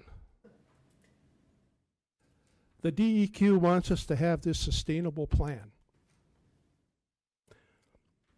If we don't have a plan, if we decide not to raise our water rates and, you know, try to luck it out, and then there's grants in the future, you think they're going to give us grants? They're not going to give us grants because we're not following the plan. If we're going to have grants, we got to follow their suggestions.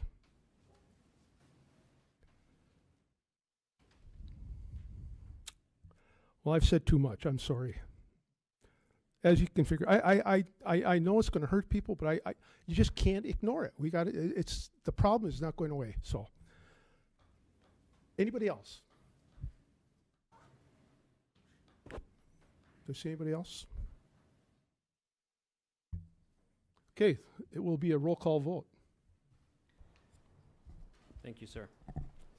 Commissioner Frazier, No. Commissioner Plord, No. Commissioner Reynolds, No. Commissioner Schlegel, Yes. Commissioner Smith, Yes. Mayor Pro Tem Stonehouse, Yes. and Mayor Campana. Yes. That passes 4-3.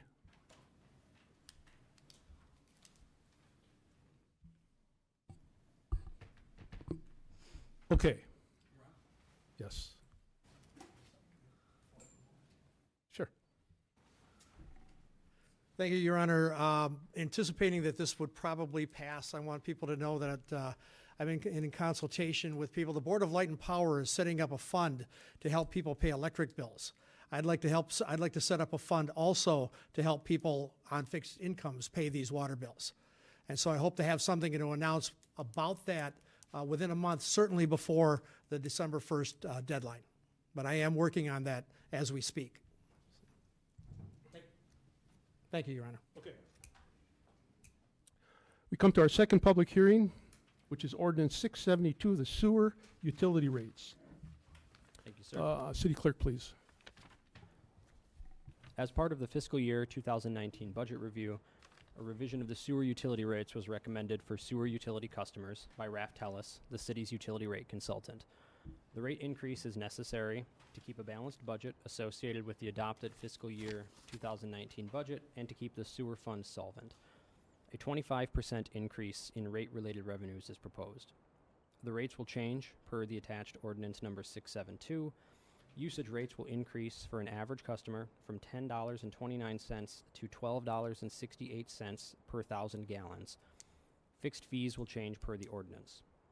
This public hearing was scheduled at the September 24th, 2018 City Commission regular meeting. Fiscal effect. For all three utilities combined, an average customer will have an increase of $16.78 per month or $201.36 per year. It is projected these rates will result in an additional $1,375,000 in revenues in the sewer utility fund. Recommendation, adopt ordinance number 672, an amendment to adjust sewer utility rates effective December 1, 2018. Alternatives as determined by the commission. Thank you. We're going to open this public hearing. Does anybody wish to address the commission on this item?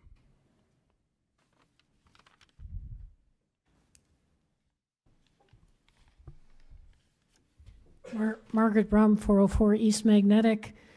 For those of you who don't know the term Orangeburg pipe, Orangeburg pipe exists in the city of Marquette, especially on the east side of Marquette with the housing developments that went into place right after World War II. Orangeburg pipe is not pipe the way you think of pipe, like metal pipe or plastic pipe. It was put together by a company out of New York that basically put it together to put electrical conduits within buildings.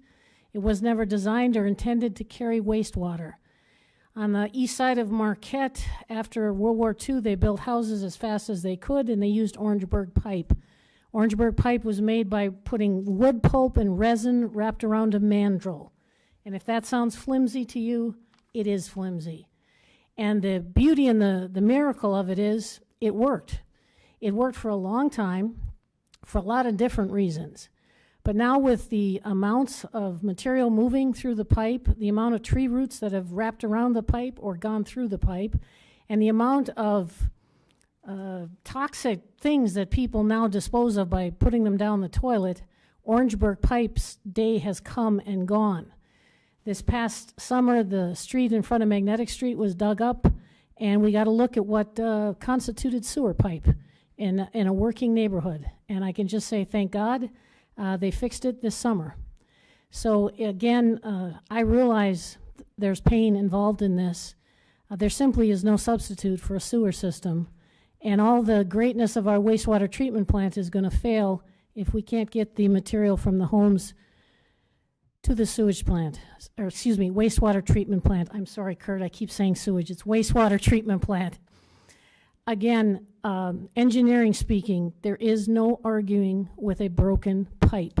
There is no negotiating. There is no we're waiting to see what happens. Either you have a pipe that works or you don't. And so I'm, again, encouraging the commission to vote for this rate increase. Thank you. Thank you.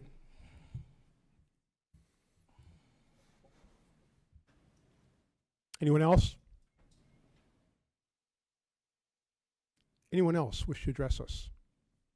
Seeing none, we're going to close this public hearing. Do we have a motion? Commissioner Frazier. I make a motion to accept ordinance number 672, an amendment to adjust sewer utility rates effective December 1st, 2018. Your Honor, could that be adopt, the ordinance? Is that a motion to adopt? Motion to adopt. Okay, thank you. Is there a second? Commissioner Stonehouse? I will second that motion. Commissioner Frazier, anything? Not in favor of raising rates of everything, but, I mean, this is something we kind of have to have in the city of Marquette. We live in the city because we have sewers. There's people that live in the city that don't have sewers. I mean, I know I have friends that live in the areas, they said, we would gladly pay for sewers if we had them. Yeah, they still live in the old system, which is not fun. That's something we want to deal with. I mean, I see it all the time, sewers breaking, like the latest justice, old sewers. We have old sewer system all over the town. They have to fix them once in a while. It's not fun. It's not easy, but we deal with it. And unfortunately, we have to get money to deal with it. I mean, right now we're in the hole, so we need money to fix. I mean, water, I voted no on, but this one, I might have to vote yes on because we need sewers. It controls everything. And Kurt does a great job running the treatment plant. I mean, there's nothing better in that place, but we have to make it flow to him very good because right now we need to fix the pipes to get everything updated. Thank you. Commissioner Stonehouse. This is a good example, what we're going through tonight, of what happens when you kick the can down the road. And we have been kicking the can down the road for a long time. That's why you see that our rates, again, for water, sewage, and stormwater have been so low compared to the rest of the Upper Peninsula. because we refused as a commission, as a community, to raise those rates when they needed to be raised in a fashion that would keep those funds well solvent. So now the can is no longer down the road, it's right here, and we have to deal with it. To wish there is some other way of doing it, that money will fall out of the sky, that a grant program will be found, and oil will be discovered on the front lawn of the municipal building, I don't know if that's good or bad anymore, isn't gonna happen. We have to be the adults in the room. We have to make the hard decisions, because that's a decision not only for now, today, it's a decision that will have greater impact in the future. And that is absolutely critical. The mayor hit it on the head when he talked about We Energies and the loss of that $1.2 to $1.6 million a year. That's going to have a major impact on the city budget. So anytime you think you're going to replenish money by going to the general fund and pushing it off somewhere else, that ability isn't there anymore, because now you're digging into police and fire, into the hardcore services that we expect the city to deliver. That's why these rate increases are so critically important, and I cannot emphasize that enough. They're hard decisions. We know they're hard decisions, but we were elected here to make hard decisions, not easy ones, hard ones. Thank you.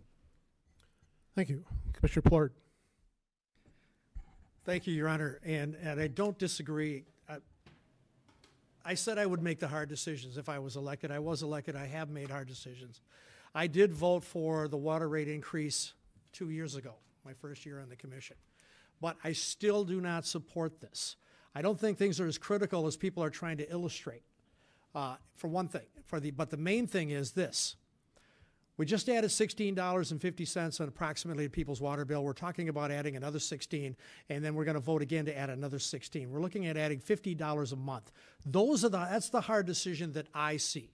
And that's what people who came to this meeting here tonight are talking about. It's not that they don't want to do it. It's not that they don't understand what the need is. They definitely understand what the need is. I understand what the need is. I can't dispute anything that's been said by Mayor Pro Tem Stonehouse, by Commissioner Schlegel, by Commissioner Smith, by Mayor Campana. Can't dispute any of that. And I'm not disputing what Raftelis has told us. We paid good money for a very, very good report. But, again, for many, many people, $50 a month is a lot of money. It's a lot of money. And I take to heart. That's the hard decision I'm looking at. I still think there's another way. Not making it's not wishful thinking here.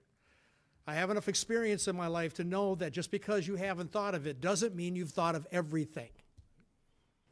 Just means we haven't found it. I think we can find a better plan. And that's what I'm looking for. And so again, I'm voting no on this one as well. Commissioner Plord, we got to clarify something here. According to the report, as I've read it, the monthly increase is $16.78 per month total. It's not 50. It's 16 total. The way I read it, Your Honor, it's $16 for each. No. Clarification from Mr. Becker? Beckley. I'm terrible with names too, Mayor, so I don't Can't hold it read my against own you. writing, He got my name. You're so close both times. I really don't take it personally. I'm terrible with names.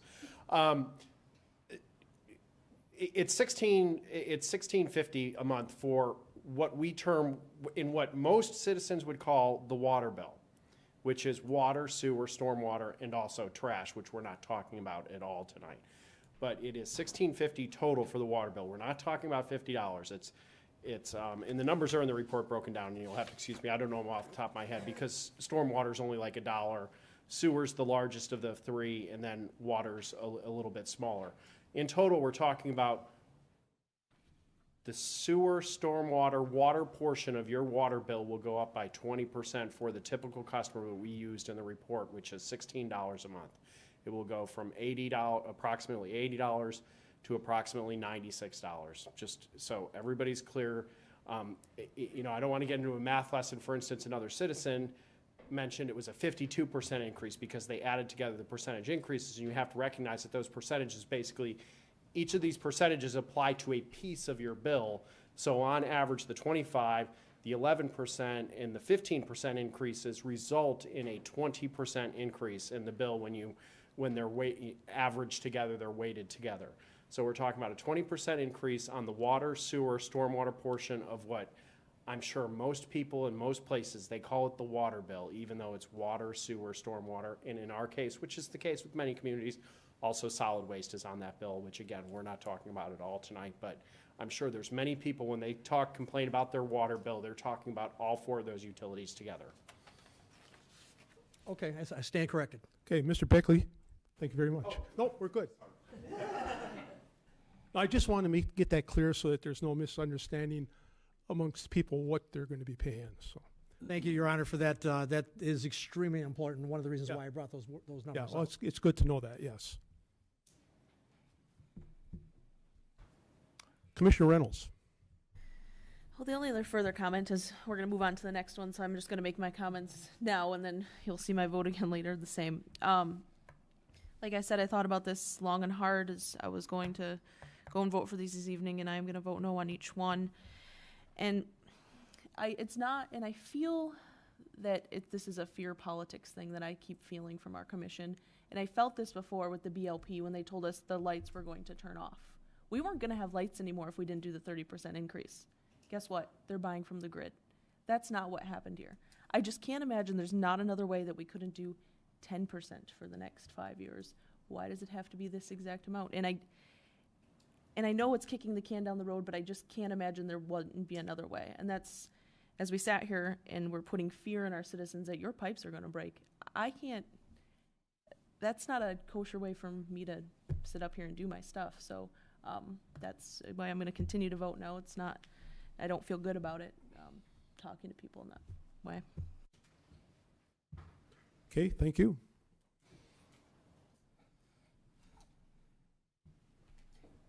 Commissioner Schlegel. Some good clarification there. Thank you for that. I think another thing that we need to look at here, if I'm not mistaken, and you guys can correct me if I'm wrong, is that this is based off an average household usage of 4,000 gallons per household. So looking back when we first started going through this, I've got 3 adults and a 14-year-old that seems to shower a lot more than I expected in my house. And looking at my usage, I am just under 4,000 gallons. Shocked me too, I know. So I'm this guy. I'm the one that's paying exactly what you're seeing in accordance with the usage that they went for. That's a little bit of saving grace to me. If you can go back and take each person's situation into consideration. I would doubt, I don't know where you sit personally. I don't know how much you water your lawn, and I don't know where you keep your thermostat when it's 10 degrees outside.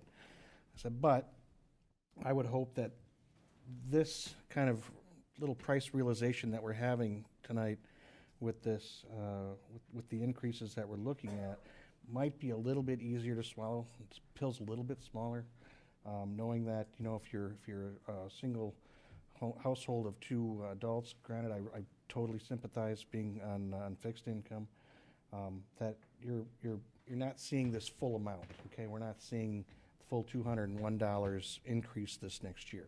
You might be the tomato queen of Marquette, and you might be putting a lot of water into your lawn. But for the most part, I think that you can look at a fraction of this 201. Am I right with that? Yeah. But yeah, 201.36. So keep that in mind, please. And for that reason, again, I realize after last year not doing anything. I have one question for you, Sir Bleckner, Mr. Bleckner. Jeez, we're gonna have to pass out cards. The mayor was closer. Yeah, I didn't want to get closer than him. He gets mad at me then. So the years that you used our usage studies, okay? We looked at historical build data, yes. Approximately how far back? We looked back 5 years, but I mean, we heavily weight the more recent years because what Marquette is experiencing, which many communities have experiencing, which some of you have alluded to, is that people use less and less water over time due to just a general ethos of conservation. Every time you install a new appliance, a new fixture, it uses less water than the one it replaces, and so forth. So basically, it's a trend we see everywhere, is that Sure, per makes capita sense. consumption is declining. Makes sense. Now, within that 5-year parameter, a couple things have happened. You brought up one. MGH is going to use 25% less volume. I didn't have that stat, but thank you for it. Northern's new campuses, new dormitories that are going up, completely new infrastructure, completely new high energy, high efficiency there as well. So I can imagine the uses that we're losing there.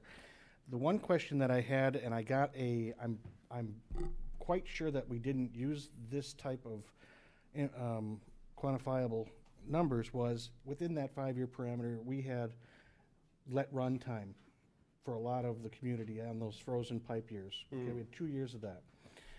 There has to be, I can't imagine, okay, and I'm just making this public, I can't imagine that those let run numbers reflected what was run instead of what was. We haven't accounted for that. I mean, that's, you mentioned it happened 2 years, so I mean, it's not like it never happens, it's a once in a lifetime type of thing. But I think it's important to point out that's why, that staff is recommending, and certainly, somewhat selfishly, but, it's good policy to look at this over time. I mean, certainly with the condition the utilities are in right now, there's not much chance that we're raising rates too much, because as you can see from the financial plan in our report, quite frankly, all this does is stabilize sewer, and even water and stormwater still are projecting deficits for next year, and so I get we'll that. look at it again next year. Yep, and I appreciate that, but my point was, for 2 years when we had let run, those let run numbers were not, those extra gallons, those thousands of gallons I can only imagine, were not part of this equation, because we were being told to let our numbers, our faucets drip or our faucets run. Those extra gallons usage were not involved in this number, which is going to skew that immensely. I believe they are. I mean, that was billed usage, so we've accounted for, our estimates are based on billed usage. Okay, so is that billed usage number have those extra gallons on it for any reason, or is that backed off because, for whatever reason? It was part of our projections. I mean, if it caused a significant change, but I don't believe we saw, huge differences in billed revenue from the years, and if it doesn't occur, then the situation is even worse. But basically, our projections are based on what we've billed over the past 5 years, and that includes if we were telling folks to let their faucets drip to keep their pipes from freezing, then it includes that. Because those, Kurt, would have been included in I was paying for my let run because of the temperatures. I'm looking for clarification. I want people to feel comfortable that we weren't throwing a couple thousand, few thousand, whatever. Yeah, during, 2013 is when the big freeze was. I forget the exact number of how many people were on let run.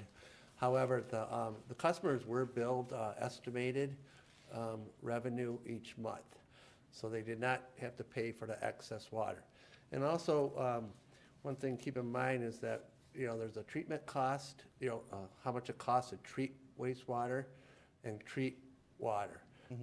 It's about $1.65 per 1,000 gallons to treat the water, and $1.65 for the wastewater, to treat the wastewater. So that's a small portion of the cost. The fixed cost is to treat the water. The big cost is getting the drinking water to the residents, or treating the wastewater from the home down to the plant. But and then 2015, that was another year we had I forget how many exactly let runs, but I think over the 5 years, I think the projections were pretty accurate. So it was an average, the household was billed their average versus their real gallon usage. Okay. Well, let's hope that might be slightly off and that we might recoup some of that quickly. I don't know. But that was something that came to me when you wake up in the middle of the night and you go, what about this? So,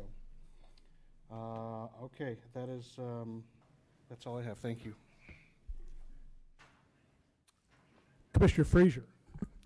Thing I don't like rate increases. I voted no on the water thing, but the swear I might vote yes because of what Commissioner Stonehouse said about Houghton when they had their bad weather, a bunch of sewage dumped in the lake. I'm a boater. I love the lake. I live by the lake. I do a lot of things like. I don't like the idea of stuff now going to Kurt's plant instead of going to the lake. I'd rather have stuff flow nicely to Kurt's plant than have it go in the lake. We don't want that, and I know a lot of people don't want that. In fact, there was a stink plant where I built my house, and they redid it and made it a nice, very finished facility and not stinky anymore.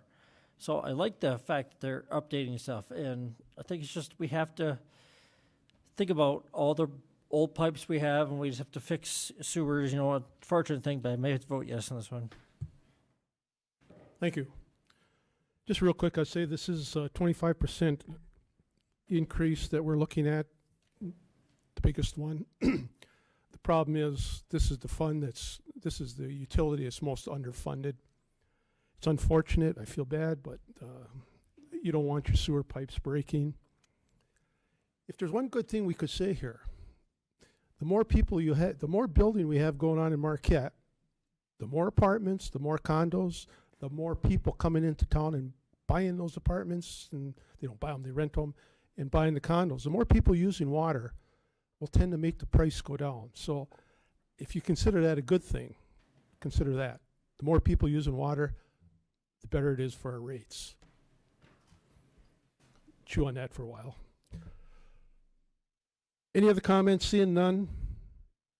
City Clerk, this is a roll call vote again. Thank you, sir. Commissioner Frazier. Yes. Commissioner Plord. No. Commissioner Reynolds. No. Commissioner Schlegel. Yes. Commissioner Smith. Yes. Mayor Pro Tem Stonehouse. Yes. Mayor Campana. Yes. Passes 5-2.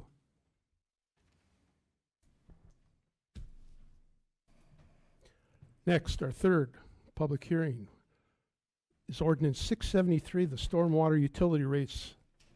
City Clerk, could you give us the background, please? Thank you, sir. As part of the fiscal year 2019 budget review, a revision of the stormwater utility rates was recommended for stormwater utility customers by Raftellus, the city's utility rate consultant. The rate increase is necessary to keep a balanced budget associated with the adopted fiscal year 2019 budget and to keep the stormwater fund solvent. A 15.25% increase in rate-related revenues is proposed. The rates will change per the attached ordinance number 673. Usage rates will increase for an average residential customer from $4.15 to $4.78 per month. This public hearing was scheduled at the September 24th, 2018 City Commission regular meeting. Fiscal effect: for all three utilities combined, an average customer will have an increase of $16.78 per month, or $201.36 per year. It is projected these rates will result in an additional $201,000 in revenues in the Stormwater Utility Fund. Recommendation: adopt ordinance number 673, an amendment to adjust stormwater utility rates effective December 1, 2018. Alternatives as determined by the Commission. Okay, City Clerk, thank you. We're going to open this public hearing. Does anybody wish to address the Commission at this time? Jen Hill, 503 Craig Street. I want to commend the City Commission on taking on these tough issues and putting this thoughtful conversation into and reasoning, hearing all these different points of view. It's absolutely vital. I want to say particularly about stormwater. I was living downstate before I came up here, and folks should know that the stormwater utility here in Marquette is held up as a model in the rest of the state. The fact that we're taking care of stormwater the way that we do, and that we're protecting Lake Superior the way that we do is held up as a model statewide. And so the fact that we're paying for this, and this is the money that pays to keep Lake Superior clean. And that's really important for all of us. And I want to go on record as someone who hopes to be in that hot seat and soon, I want to go on record in saying that I would have voted I would vote in favor of all of these rate increases, that it is unfortunately the time to make these increases. It didn't happen before, and that I do think it's important. And it is a very tough decision. I appreciate the folks who are putting this work together, that are putting the time in to think about this. Stormwater is what keeps Lake Superior. In cleaning up and dealing with stormwater, we're helping protect Lake Superior and having the drinking water and having the sewers so that they function and keeping our city a viable place with the huge changes that are coming with the changes in our economy, with the changes in the coal plant. So I would thank you for this important conversation, and I think we will find ways to help raise more revenue over time. Thank you.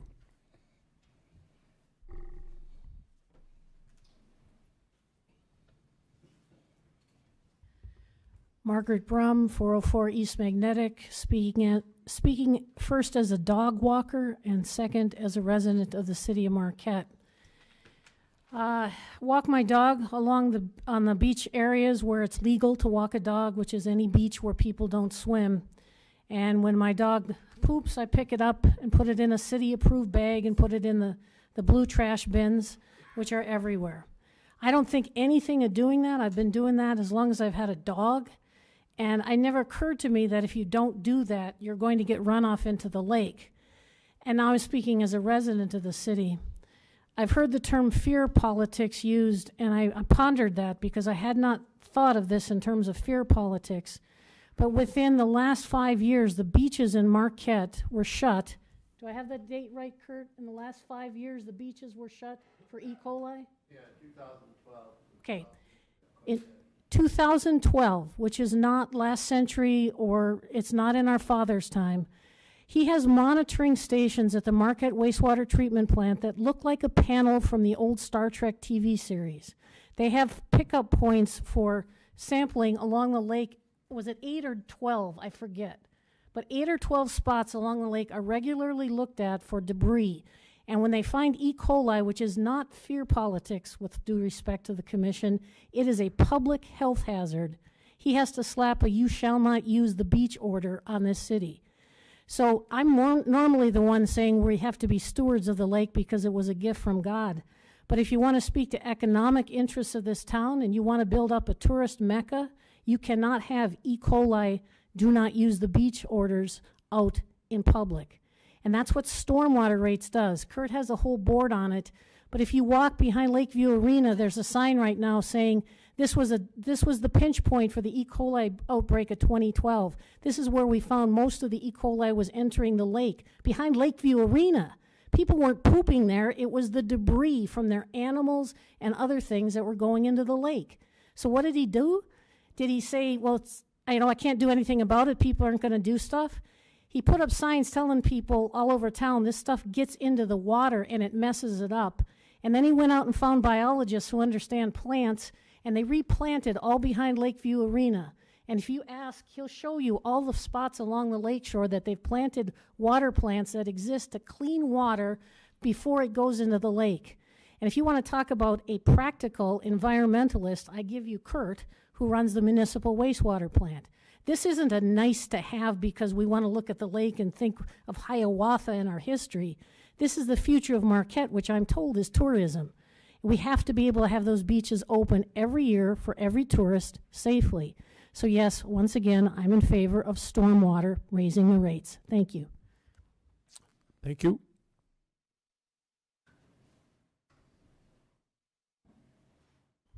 Anyone else? Do we have anyone else wish to address the commission? Seeing none, we're going to close this public hearing. I'm looking for a motion. Mr. Schlegel. I'd make the motion to adopt ordinance number 673, an amendment to adjust stormwater utility rates effective December 1st, 2018. Would we have a second? Commissioner Stonehouse. Yeah, second that motion. Mr. Schlegel, anything? I can't kick another horse tonight. Commissioner Stonehouse? I can kick the horse a couple times. Margaret Brum made a good comment, I think, when she talked about what we were doing with that little brook behind Lakeview and how important that has been in trying to control, part of the problem. But I would take exception to one thing she said, and that's we don't do anything for tourists. I'll say that again. We don't do anything for tourists. We do everything for our citizens. If it happens to mutually benefit tourism, I love it. But everything we do is for the folks that live in this city, that vote in this city, that work in this city, known as our citizens. And that really is 100% of what we focus on. If collaterally it's good for tourists, we're happy about that. But the emphasis has always got to be the other way. Little bit of history. The 1940s, 1/3 of the entire city of Marquette had diarrhea because they were taking their water through the old water plant right down by the Maritime Museum, and that water take-in point was directly where the Coast Guard lighthouse was doing a dry sump discharge for their product. So in effect, we're drawing up the water, they're dumping it right in next to it. And since treatment was very rudimentary at that time, and literally 1/3 of the population of the city had diarrhea, the city health inspector, at the time the city had one, knew exactly what was going on, but it was an argument with the federal government over requiring the lighthouse to hook into the city sewer system, which would have cost them $21.03. And the government didn't want to pay the $21.03, so they didn't hook in until finally it reached a boiling point, and they were forced to do so. So that's not politics of fear. I think that's politics of looking at history and understanding what we can get into if we don't take adequate care of what we have. Thank you.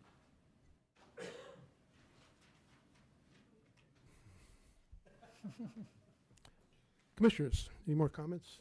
Commissioner Plort? I didn't know that. Mayor Pro Tem Stonehouse asked me if I knew that. No, I didn't know that. And please understand, I understand what's being said here. I understand what my fellow commissioners are saying. I understand what Ralph Tellis is saying. I understand what Kurt Goodman is saying. I understand what Gary Simpson is saying. I understand what Margaret Brum is saying and Jen Hill has said. And I agree, we don't want dirty water in Lake Superior.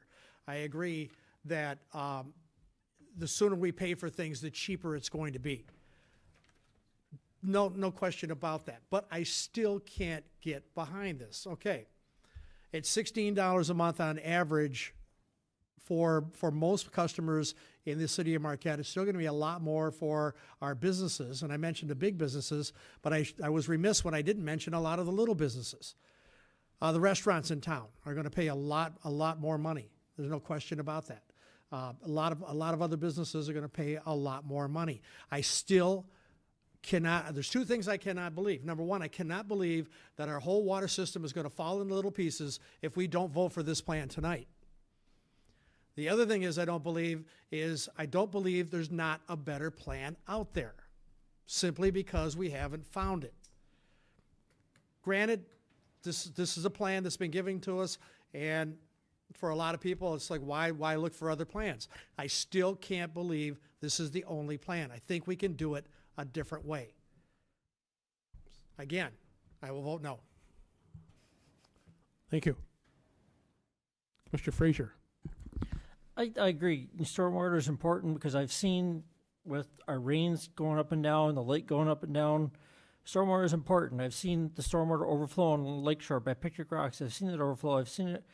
But then there's a lot of areas in the city that don't have any stormwater. So where I used to live in Marquette Drive, there's no storm sewers there. So maybe that's bad. Maybe that's good. I don't know.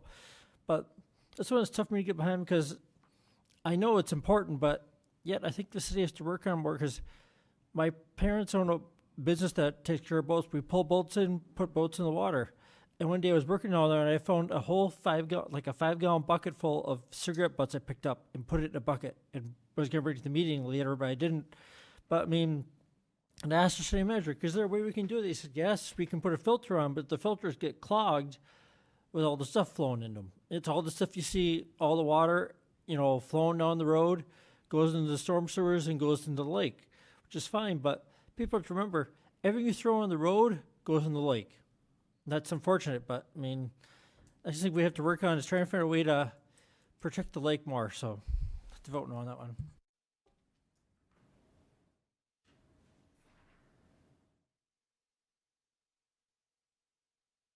Seeing no further comments, we're going to have a roll call vote. City Clerk. Thank you, sir. Commissioner Frazier? No. Commissioner Plord? No. Commissioner Reynolds? No. Commissioner Schlegel? Yes. Commissioner Smith? Yes. Mayor Pro Tem Stonehouse? Yes. And Mayor Campana? Yes, carries 4-3.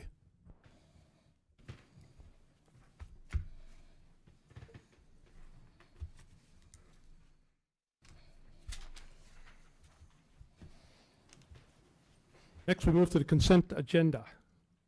Do I have a motion? Commissioner Reynolds. I move that the consent agenda be approved. Is there a second? Commissioner Schlegel. Second. See no discussion. All those in favor? Oh, wait, this is a roll call vote. Thank you, sir. Commissioner Frazier? Yes. Commissioner Plord? Yes. Commissioner Reynolds? Yes. Commissioner Schlegel? Yes. Commissioner Smith? Yes. Mayor Pro Tem Stonehouse? Yes. Mayor Campana? Yes, carries 7-0.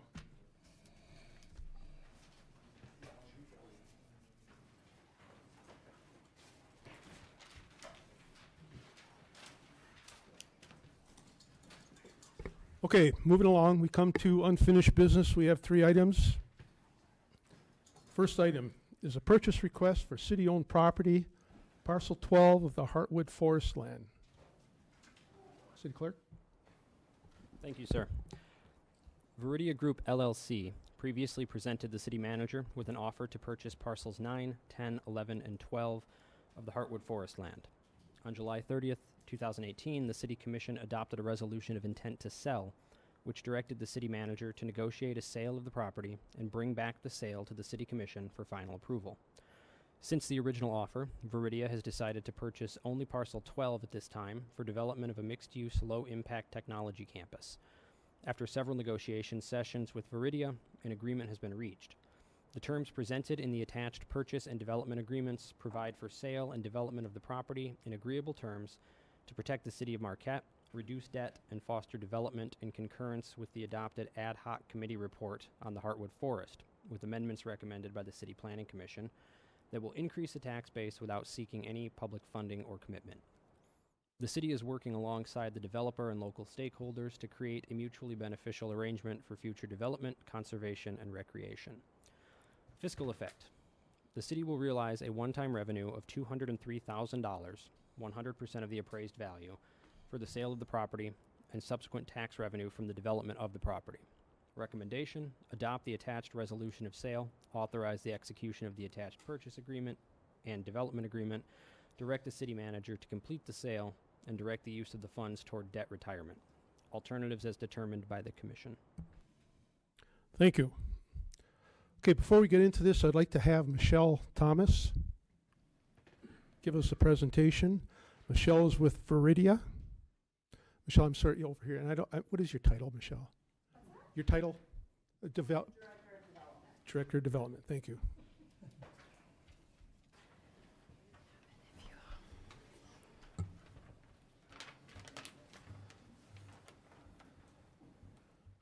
So if you just hit the down arrow, it'll go smoothly.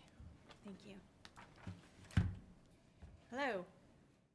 As Mayor Campana said, my name is Michelle Thomas. I'm the Director of Development at Viridia Group. Bob Mahaney could not be here tonight, so I'm here speaking on behalf of the company. We're here to talk about our plans for parcel 12 of the Heartwood Forest parcel.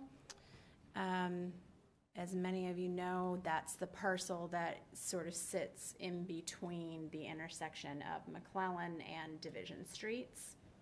Kind of looks like a piece of pie.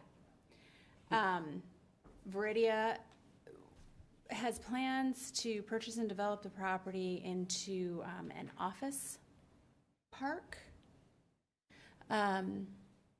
This is conceptual site plan, and I say conceptual because everything is conceptual right now. We don't have a definitive site plan, but this shows you the parcel, and it shows you where our first tenant would ideally be situated on the land.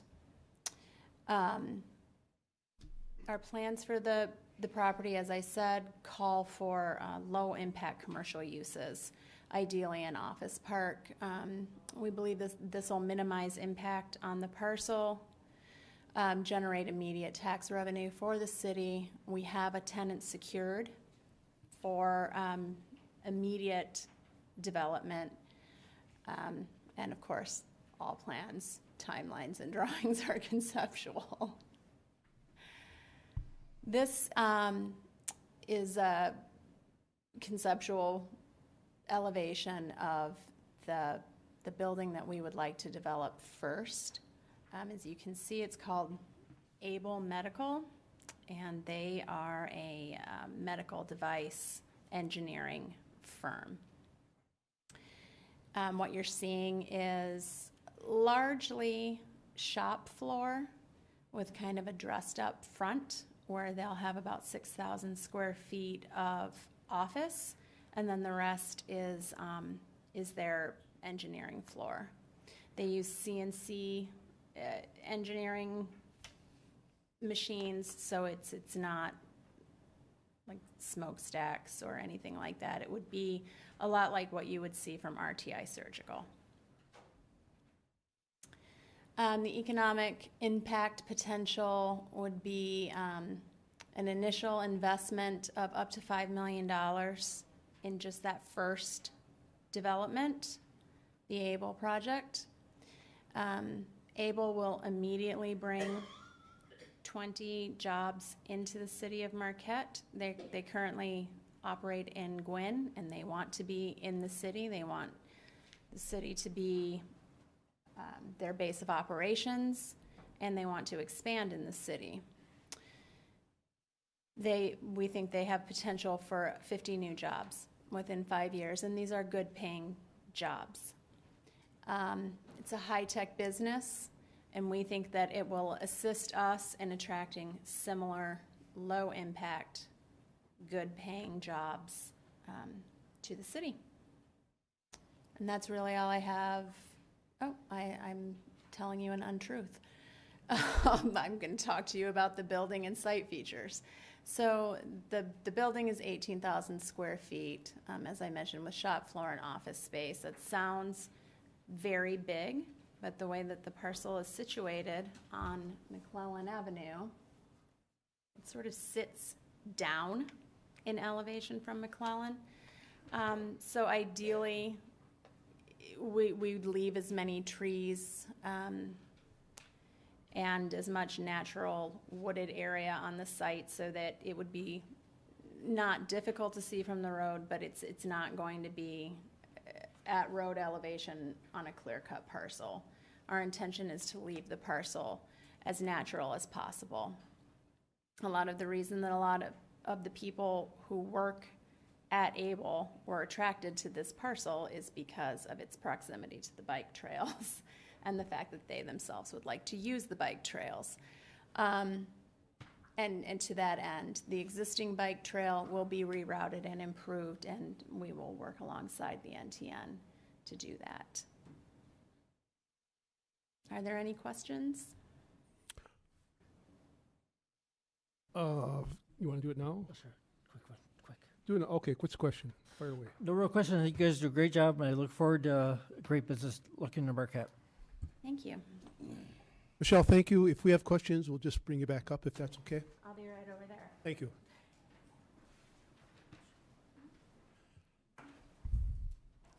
Mr. Verito, you want to address us?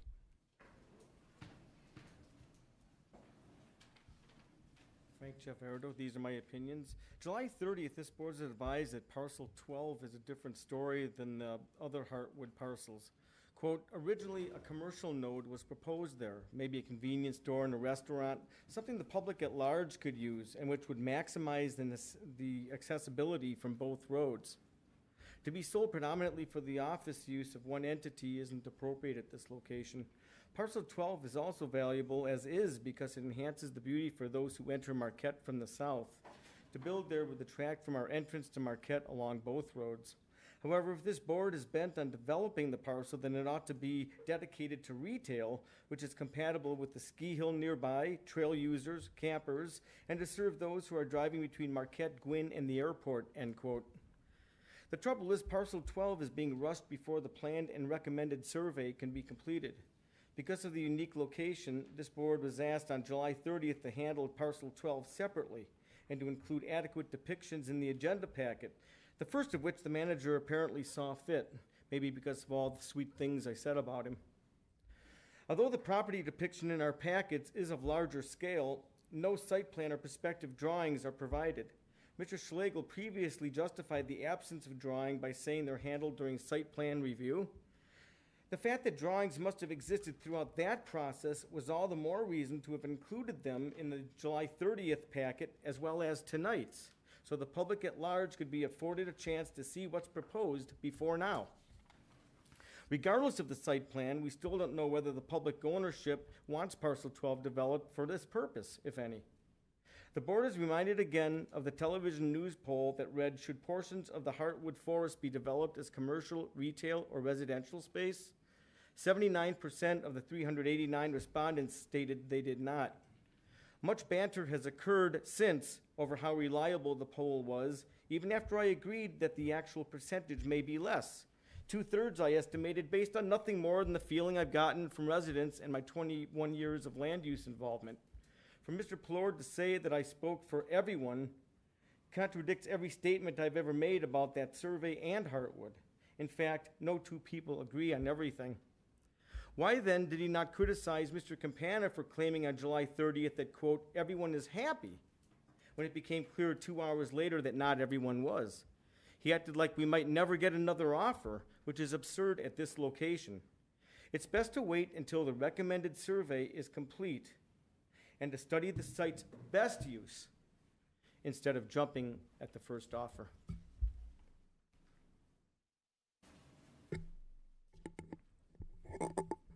Okay, we need a motion. Commissioner Frazier? No. Commissioner Plort? Thank you, Your Honor. I move that we adopt the attached resolution of sale, authorize the execution of the attached purchase agreement and development agreement, and direct the city manager to complete the sale and direct the use of the funds towards debt management or debt retirement. Thank you. Would there be a second? Commissioner Reynolds? Second. Comments, Commissioner Plord? Thank you, Your Honor. Just to remind people that the Heartwood Forest Plan began in 2005. So I'm curious as to know what someone believes when they say we're rushing into this. This is a great use for this particular parcel. Ms. Thomas has already explained to us that it's going to be not very, very evident from the road, and also explained to us that they're going to do everything they can to keep as many trees, as much wooded area as they can. It's going to bring revenue into the city. We just had an hour-and-a-half discussion about why we're short of revenue. And I think this is a great plan. Not only that, but the Viridia Group is well-known and has about as good a reputation as anybody could possibly have. I've got all the confidence in the world that the Viridia Group is going to put a great project here, and it's going to work well for the city. Thank you. Commissioner Reynolds, anything? Just a question. I don't know if I missed this somehow, but they're only purchasing parcel 12 at this point. Is there an intention to purchase 9, 10, 11 in the future? Yes, we agreed under the intent to sell that they were interested in 9 through 12. Yep. But because of the nature of the Able wanting to move sooner than the other properties, we agreed to just sell this one separately. Okay, understood.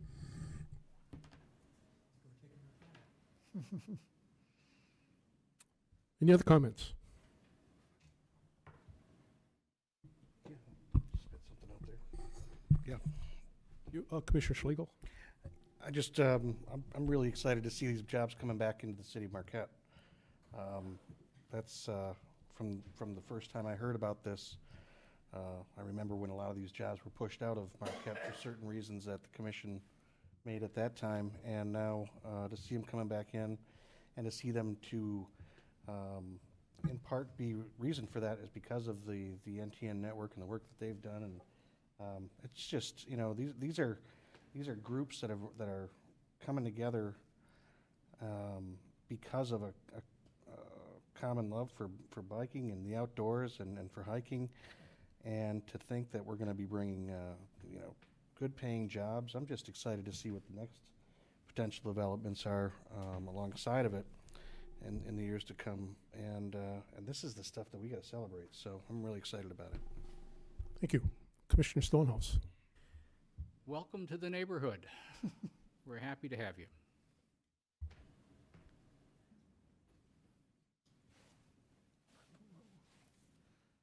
Commissioner Frazier, something? Real quick, I agree the development looks great. You guys, when you guys decided to do a project like the old bunny bread, I never imagined you guys did the whole thing. It's just crazy. So I look forward to this little development and then maybe more to come. You know, who knows? You'll be starting a whole new commercial properties business. I don't know, but I look forward to your business. It's great. I think this potential project is very exciting. I don't know how anybody could be against a clean industry and 20 professional jobs, up to maybe 50 jobs, good paying jobs, and they'll be using water. Seeing no more comment, this also is a roll call vote. Thank you, sir. Commissioner Frazier? Yes. Commissioner Plord? Yes. Commissioner Reynolds? Yes. Commissioner Schlegel? Yes. Commissioner Smith? Yes. Mayor Pro Tem Stonehouse? Yes. And Mayor Campana. Yes, that carries 7-0. Our last unfinished business is the Hockey Mutineers of Marquette, a lease agreement. Well, oops, I skipped it. Sorry, missed it. Thank you. Let's go to number 8, which is the request to purchase a portion of parcel 0516130, which is parcel 35 of the Heartwood Forest land. City Clerk, that background, please. Thank you, sir. Rippling River Resort previously was selected during the RFQ process to purchase approximately 20.39 acres of city-owned property, commonly known as Parcel 35 of the Heartwood Forest land. The City Commission previously adopted a resolution of intent to sell, which directed the city manager to negotiate a sale of the property and bring back the sale to the City Commission for final approval. Terms for the purchase agreeable to both parties are set forth in the attached purchase agreement. A development agreement that outlines the investment and responsibilities for each party related to the overall plan for the property will be presented to the Commission for approval at a later date. Fiscal effect: the city will realize a one-time income of $153,000 for the sale of the property to be used towards specific debt payment and subsequent taxable income from the property.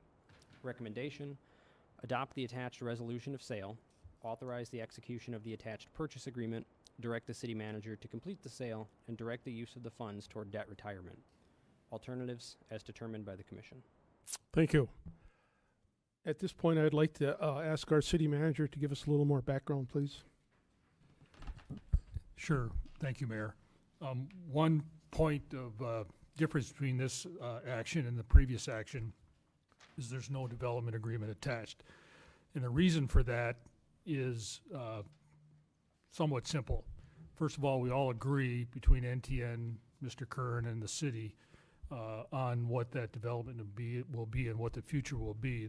An issue arose recently when NTN indicated an interest in purchasing parcel 13, which is just north of their trailhead. And originally parcel 13 was included as a conservation easement or community forest easement. And because they showed an interest in purchasing it, and the commission has yet to decide whether that would be sold to them, I decided to hold off on the development agreement until we could resolve that question first. In other words, if we sell it, it doesn't need to be put into the conservation easement. So we need to figure all that out. Otherwise, we all pretty much agree on the basics. So I don't think it'll be an issue. And I think the others would agree. Thank you. Do we have a motion? Commissioner Frazier. Couldn't do the last one because I couldn't find it. We only have 200 pages, just a small little meeting, but I recommend to make a motion to adopt the attached resolution of sale to authorize the execution of the attached purchase agreement, to direct the city manager to complete the sale and direct the use of the funds towards debt retirement of the parcel. Thank you. Is there a second? Commissioner Plord? Second. Any comments, Commissioner Frazier? Every little bit helps. Our financial manager, Gary, said we took out a loan years ago to pay for all this property. We still owe money, so all this money is going to go towards paying off the debt. Commissioner Plord, anything? Just one thing, Your Honor. This is the end result of several months of discussions and negotiations. I want to thank the NTN. I want to thank Mr. Curran for getting together with the city and coming up with a situation, something that is agreeable to everybody. And trust me, the commission knows how important the trail system is to the area, the city of Marquette. It's not just the city of Marquette. We also know that. It's the whole surrounding area, the whole Upper Peninsula. And Mayor Pro Tem Stonehouse made a comment earlier that we don't do anything for tourists, and he's right. My thinking on this is not about tourism. This is about the people who live here and use those trails every day. And I'm glad to know that the trail, this parcel is going to be taken care of the way it is. And that, I think that's exciting as well. So thank you. Thanks for all the parties coming together and coming up with a good agreement. Thank you. Any more comment anywhere? Seeing none, roll call. Thank you, sir. Commissioner Frazier? Yes. Commissioner Plord? Yes. Commissioner Reynolds? No. Commissioner Schlegel? Yes. Commissioner Smith? Yes. Mayor Pro Tem Stonehouse? Yes. And Mayor Campana? Yes. That passes 6-1. Okay, next we come to the Hockey Mutineers of Marquette lease agreement. City Clerk, could you give us some background on that, please? Thank you, sir. Hockey Mutineers of Marquette has requested the City Commission consider leasing locker room space at Lakeview Arena. Staff has worked with the City Attorney and Hockey Mutineers of Marquette to draft a standard lease agreement which provides for the terms and conditions of the request. The monthly payment is $1,078, the first installment of which is due upon execution of the agreement. The term is 5 months from October 15th, 2018 to March 15th, 2019. The proposed lease agreement was introduced at the Commission's October 9th, 2018 meeting and approved as recommended to move the lease agreement forward to the October 29th, 2018 meeting. Fiscal effect: the Lakeview Arena Fund will receive $5,390 for fiscal year 2019. Recommendation: approve the lease agreement with the Hockey Mutineers of Marquette for locker room space at Lakeview Arena and authorize the mayor and clerk to sign it. Alternatives as determined by the Commission. Thank you. Do we have a motion? Commissioner Smith. I move that we approve the lease agreement with the Hockey Mutineers of Marquette for locker room space at Lakeview Arena and authorize the mayor and clerk to sign it. And do we have a second? Commissioner Frazier. Second. Comments? Commissioner Smith? You know, this is a relatively new hockey team in the area. It seems to be doing well and a little bit of extra revenue for the city. So it's a win-win. Commissioner Frazier? Great for the city to get some extra revenue for Lakeview Arena, which is just a hole in the ground to take money into, so I think it's great. And hockey is the background of Marquette, so I look forward to another great team running Lakeview Arena. Thank you. Commissioner Schlegel. Yeah, I'd like to just say that I'm excited about how these guys versus some of our previous teams, if I'm not mistaken, they're paying up front. And that's something we haven't had happen with for a couple of years there, and that says a lot about the organization and the fact that they are good business people. So that's good to see.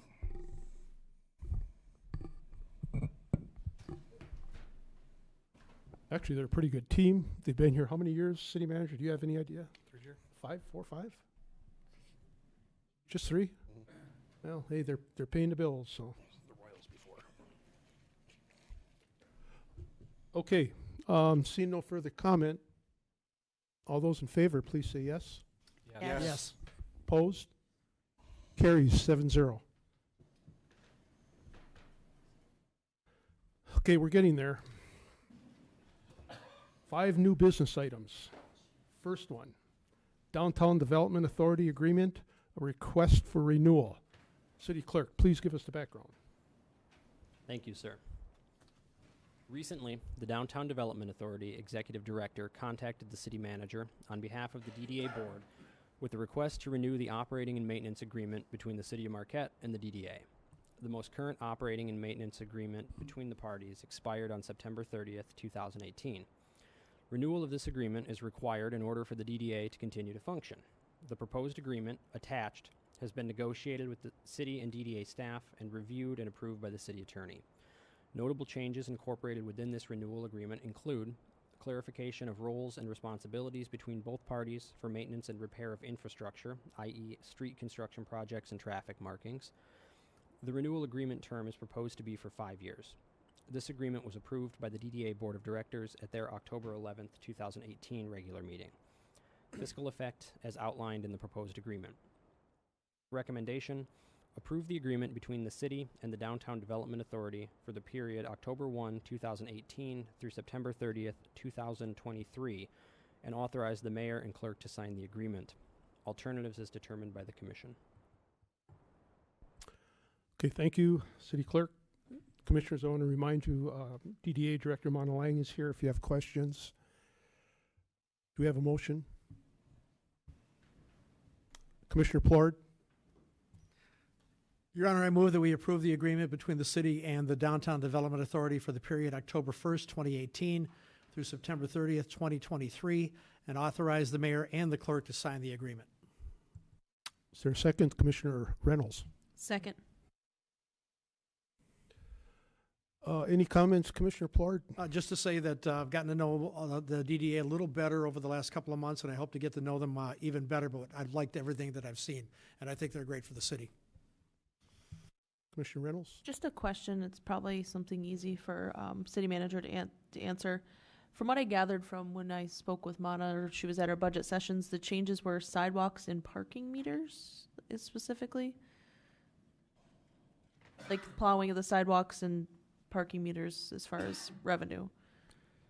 Yes. One of the changes was a change in the schedule of the snowbanks removal. Is that what you're referring to? Yes. We've agreed to not limit it to 2 per season, but as needed, which will be worked out by Scott Kimbenzi. Okay, that's what I was looking for. I do have a question. It's not related to this item, but do we still have to extend the time to the city attorney when we hit 9? Because we used to have to extend it when we hit 10, but that was when we had meetings at 7. It's still 10 o'clock. Okay.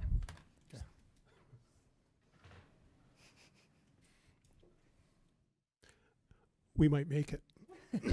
We might. Commissioner Stonehouse? Just a quick comment. You know, the DDA really does so much for us, and when you look at downtown and you get the vibrancy and you see the people and the traffic and just how nice it looks, and you understand that so much of that is because you've got a DDA that's really thinking, functioning, coordinating, et cetera. Now, you know, success is many fathers, and certainly there's many folks that play into that success, and you know, we have to talk about our downtown merchants in the same breath that we talk about the DDA, because they're the ones too that are stepping up to the problem, or stepping up to be part of the solution. But so much of that comes down to the great actions and activities of the DDA staff. So thank you very much for what you do, and please pass it on to the entire staff. Commissioner Frazier? DDA does a great job. They run the city like clock, and their hold on to them is just awesome. And I look forward to their less work for our city to do. Mona's going to take care of it for us. So take care of the snow plowing and make sure to do a couple snowbanks for us. One question. You're going to take care of the snowbanks in the downtown. How about 3rd Street?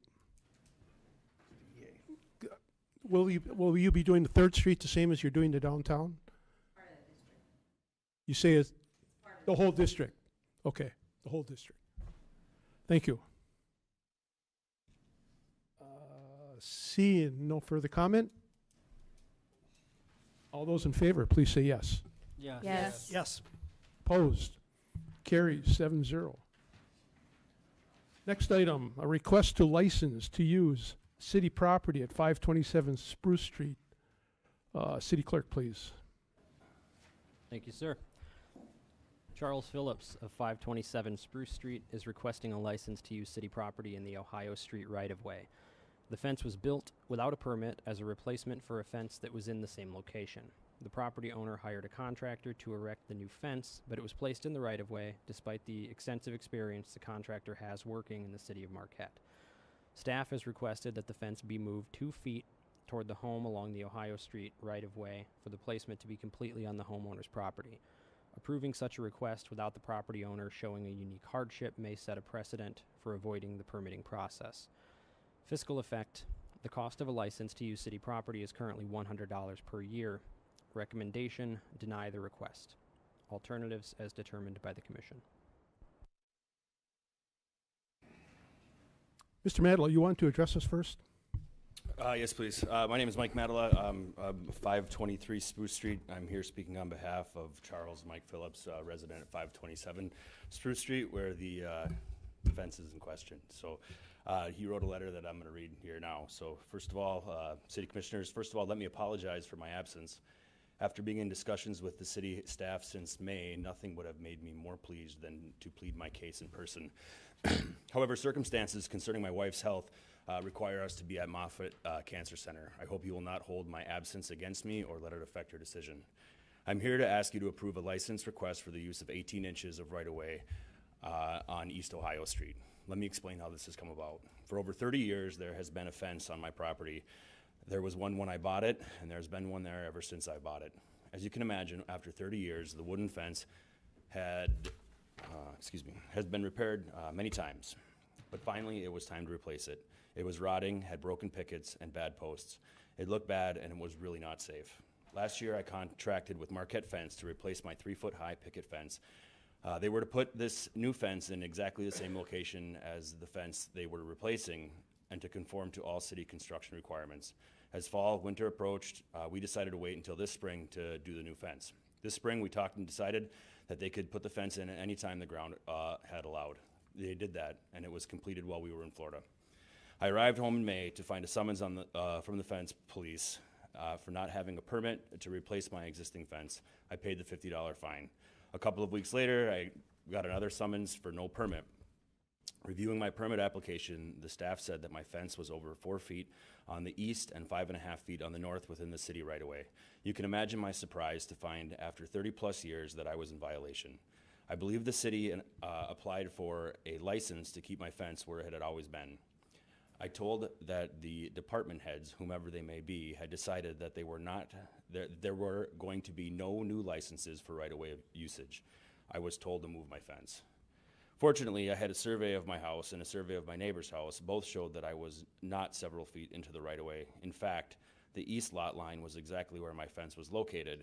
The north lot line was by measurement, not survey, between 1 foot and 18 inches into the right-of-way. That left the city with only 16.5 feet between the curb and the fence. With this new information, I reapplied for a license to be 18 inches into the north right-of-way. Again, I was turned down and told to move my fence.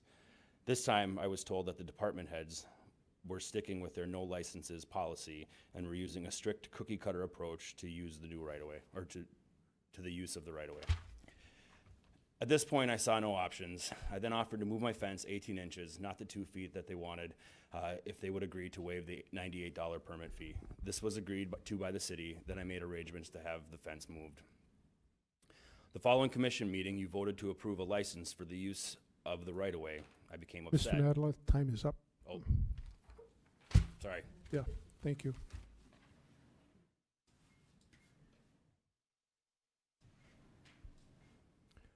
Do we have a motion? Commissioner Reynolds. I motion to suspend the rules for discussion. Do we have a second? Commissioner Schlegel. Second. All those in favor? Aye. Yes. Opposed? Okay, we'll suspend the rules. Commissioner Reynolds? Okay. All right. Dave, you've talked about this with me a little bit over the last couple months. I have not gotten a telephone call from this gentleman, Charles, but you and I, you've told me about your conversations with him. And so I understand where the city staff is coming from and all of those issues. My question is, what remedy could we provide? Is there one that we could provide? And what would Mr. Phillips be looking for? Because that's what I'm not quite clear by his statement or my conversations with you. I think it's a little silly. We're talking 18 inches of a fence that existed for that long time. If he replaced one board at a time over the last 5 years, it would be okay. So I have a hard time denying this request, but I also am wondering what could be a remedy for him. So that's kind of what I'm throwing into the commission and to the city manager and to staff. I'll try to answer that. I agree with you in your thought process.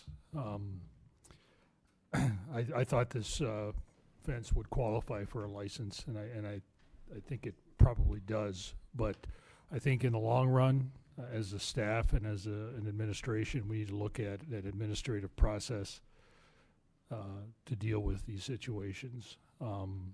The cookie cutter approach provides a certain level of protection for us, but not a lot of flexibility. So I would like to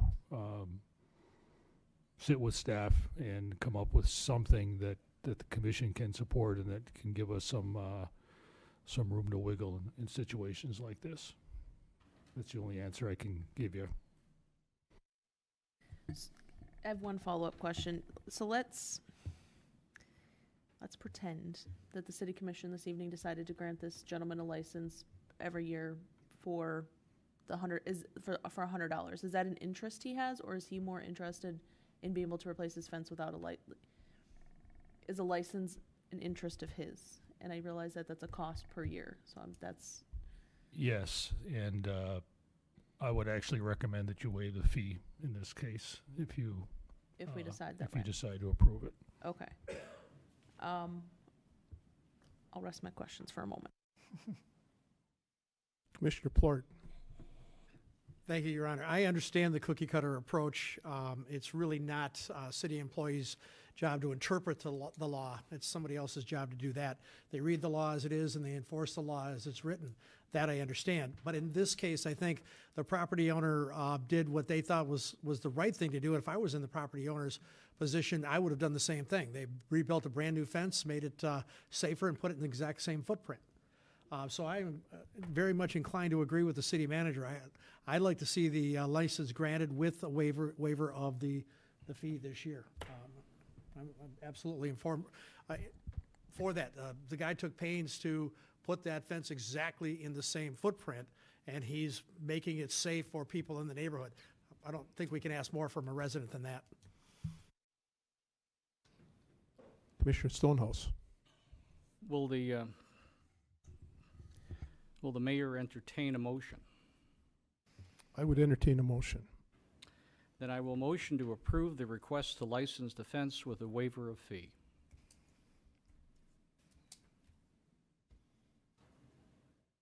Do we have a second? Commissioner Reynolds? Second.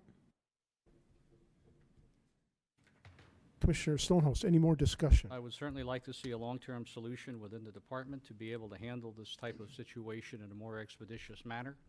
I do believe that the regulations as written certainly do have latitude within them, that the spirit of the regulation, the spirit of the document, the spirit of the ordinance should be what we look at and consider. And I just feel strongly that this board is really the board of last resort for our citizens in advocating for what is for their needs against sometimes what city staff may desire. Commissioner Reynolds? No, I think I kind of made that clear with my questions, how I felt about this issue, and I hope that we all can support Mr. Phillips and let him know. We'll see how the vote goes here, but let him know I hope his wife gets better as well. Commissioner Frazier, anything? I think it's a good idea. Support doing. I mean, I would have done the same thing if I had a fence that been there for a long time. I would have replaced it. He did it under his own cost. and paid for it, so I think it's great, and I agree. Look at this new the land development codes. We're looking at trying to fix this stuff. I agree, have to follow the laws, but like if a business trying to use a property to sell something or using it for a business, that's one thing. But a property owner just putting a fence up, I just think that's wrong. You have to pay a fee. So, Commissioner Smith? Can I ask, city manager or maybe Dennis, would the new land development code fix these kinds of complaints coming forward? And I have one comment after that. Well, the land development code certainly isn't going to prevent people from building things without a permit. That's generally human nature, and that's how this started. The land development code in itself is providing regulations again for construction on private property. So although there will be fence regulations in there, when it gets outside the realm of private property and it becomes an issue for the public right-of-way, it will have to be dealt with our current regulations in the city code. And at the time of the original denial, it did not meet the standards for the city code to bring it forward. So again, that's something I think that the city manager wants to look at. Possibly will do that in the future, but to answer the question, no, the LDC won't address this. Thank you. Because it's dealing with private property, the LDC is. I have to say, with a packed agenda tonight and everything else we had going on, this seems pretty trivial in the grand scheme of things. Obviously, I'm going to support it. I don't know if you could tell by my tone, but I am a little disappointed that it even made it to this point of being a topic of discussion for tonight and that we're spending our time on something like this. Commissioner Stonehouse?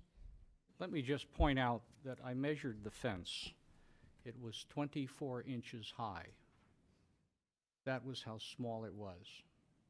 And we're spending all this time on a 24-inch high fence.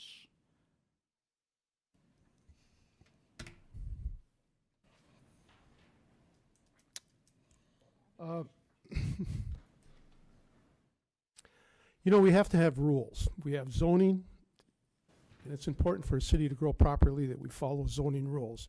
If we don't have them, the city develops willy-nilly, and we can't have that. So I appreciate having rules. But this city has so many non-conforming lots, buildings, and whatnot that, you know, it's difficult to keep within those zoning rules. I feel for this guy because he's had a fence there for 30 years. He didn't change it. He didn't make it bigger. He didn't move it. All he did was improve it. And I mean, we should give him a medal for that. You know, he's keeping his place looking good. If he never had a fence and he wanted to build one, well, that's a whole different story. But, you know, I just think that, you know, he didn't know. He just thought he could replace it. I would have thought that too. So, you know, I'm sorry, but yeah, we have to have some wiggle room here to allow this to happen. Another thing, when you hire a fence company to come in and put in a fence, they're supposed to pull permits, if I believe, right? That's how it's supposed to work, yes. So this fence company came in and built it and didn't pull permits. It certainly appears that way. It would be too bad that they weren't here to defend what they did, huh? Who might this fence company be? I don't know that answer, but we have many contractors in the same situation. So, you know, a little bit of warning to people out there, if you're going to build a fence, make sure you get a decent contractor who follows the rules. And, you know, he'll tell you this ahead of time. I'd really like to see the fence company be here tonight to defend their actions. That's all I got to say. Any more comments? Okay. All those in favor, please say yes. yes. Yes. Opposed? Carries 7-0. Next item, request for license to use city property at 306 Blemhuber Street. City Clerk, please. Thank you, sir. Joseph Havokin is applying for a license to use the city right-of-way at 306 Blemhuber Street for a portion of a staircase that provides access to the front of the home. The stairs were built as a replacement for stairs that were previously in the same location and were built without a permit.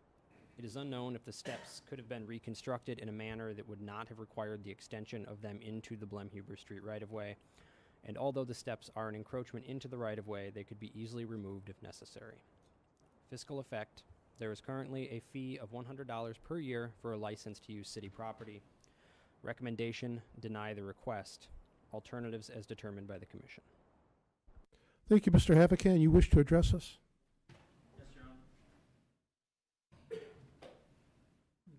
Dear City Commission, again, I'm Joe Havican. I live at 131 East College, and I'm actually representing my mother who lives, Margaret Havican, who lives at 306 Blemhuber.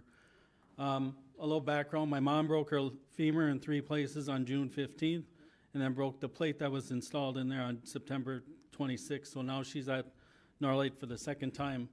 Based on financial reasons, decisions we made, we replaced the stairs in front of my mom's steps that were a safety issue that were raised by both the paper boy or paper person and the mail person. And just as a FYI, my mother's lived at 306 Blemhuber for 48 years. My mom received a letter from the city about the stairs. When replacing the stairs, we shortened the platform so it wouldn't be in the city that was existing. I was told by city staff that the stairs were in the city right away, which is 19 feet from the city curb. I measured the 19 feet back, and I have to make a disclaimer: I'm a banker, not a builder. So the stairs are 4 feet over onto the city right away. After talking to the city manager, Mr. Angeli, about this matter, Mr. Angeli said to apply for a license from the city to have the stairs in the right of way. Mr. Angeli said the matter would need to have city commission approval. I am asking on behalf of my mother to grant the license to my mom's stairs and the city right of way with no fee. Thank you in advance for your consideration. Thank you. We have a motion. Commissioner Plort. Your Honor, I move that we grant the request for a license, and we also waive the $100 fee for this year. Commissioner Frazier, second. Second. Commissioner Plort. Yeah, thank you, Your Honor. Excuse me. Do we have that Excuse right? me. It's gotta be annual. I think the fee waiver would be every year, annually. Oh, let me change my motion then. I move that we grant the application for a license and waive the fee. I second the recognition of the motion. Okay, Commissioner Plort, Yeah, comment. this is very similar to the last case. I don't, and the city made a comment in their background in the last case that the resident didn't show a hardship, and I don't see a hardship to the city as well. I don't see a hardship in this area. I'm sensitive to seniors. I'm sensitive to your mother and the fact that she's lived here for 48 years, and it looks like a pretty nice porch to me. Did you build it, Joe? No? Okay. I see the pictures, and it looks fine. So I don't see. And again, I understand what the city needs to do. I understand that they need to enforce the ordinances. But again, in this case, I think we should grant it.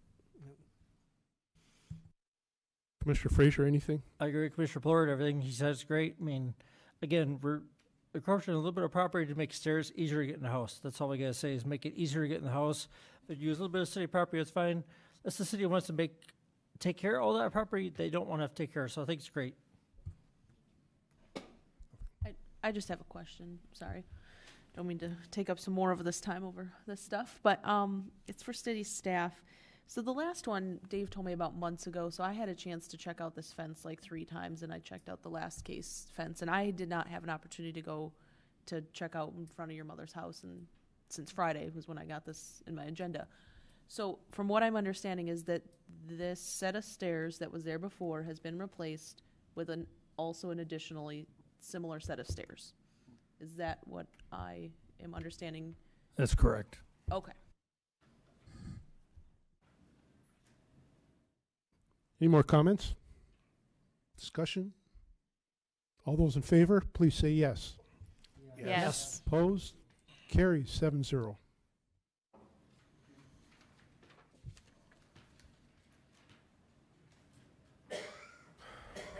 Two to go.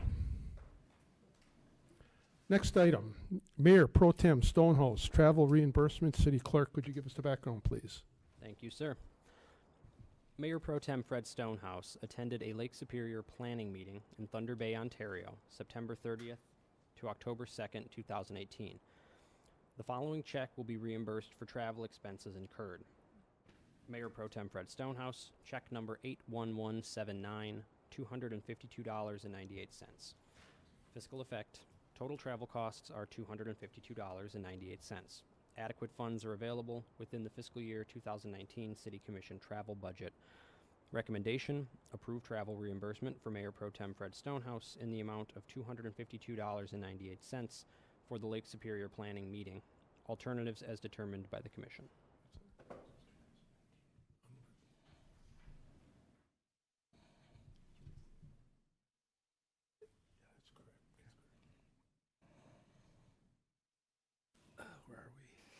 Sorry. Okay. I would ask that Pro Tem Stonehouse abstain on this vote. We need a motion. Commissioner Frazier? I make a motion to approve travel reimbursement for Mayor Pro Tem Fred Stonehouse in the amount of $252.98 for Lake Superior Planning meeting. Okay, we need a second. Commissioner Plord? I'll second that. Discussion. Next time you go to Canada, Fred, call one of us, we'll go with you. Commissioner Plord? Thank you, Your Honor. I can't think of anybody better qualified to go to a Lake Superior planning meeting than Mayor Pro Tem Stonehouse, and I'm grateful to the Mayor Pro Tem for attending that meeting. $252, $253 is cheap for having representation at a Lake Superior planning meeting. Seeing no further comment? All those in favor, please say yes. Yes. Yes. Opposed? Abstain? 1. That passes 6-0 with 1 abstention. Last item on new business is the Presque Isle Marina dock replacement, the professional services contract award. City Clerk, could you give us that background, please? Thank you, sir. At its March 13th, 2017 meeting, the City Commission authorized submitting a Michigan Department of Natural Resources Waterways Grant Program application for Phase 3 Presque Isle Dock demolition and floating pier installation. The city received an executed grant agreement from the state on October 11th, 2018. The grant award is $541,868, and the city's 50% match requirement is $541,868, with a total project budget of $1,083,736, including design, construction oversight, demolition, and installation of a new floating pier. Community Services staff issued a request for proposals for design and construction oversight services for the replacement of the Presque Isle Marina pier system on October 3rd, 2018. Qualification statements were due on October 24th, 2018. The following proposals were received.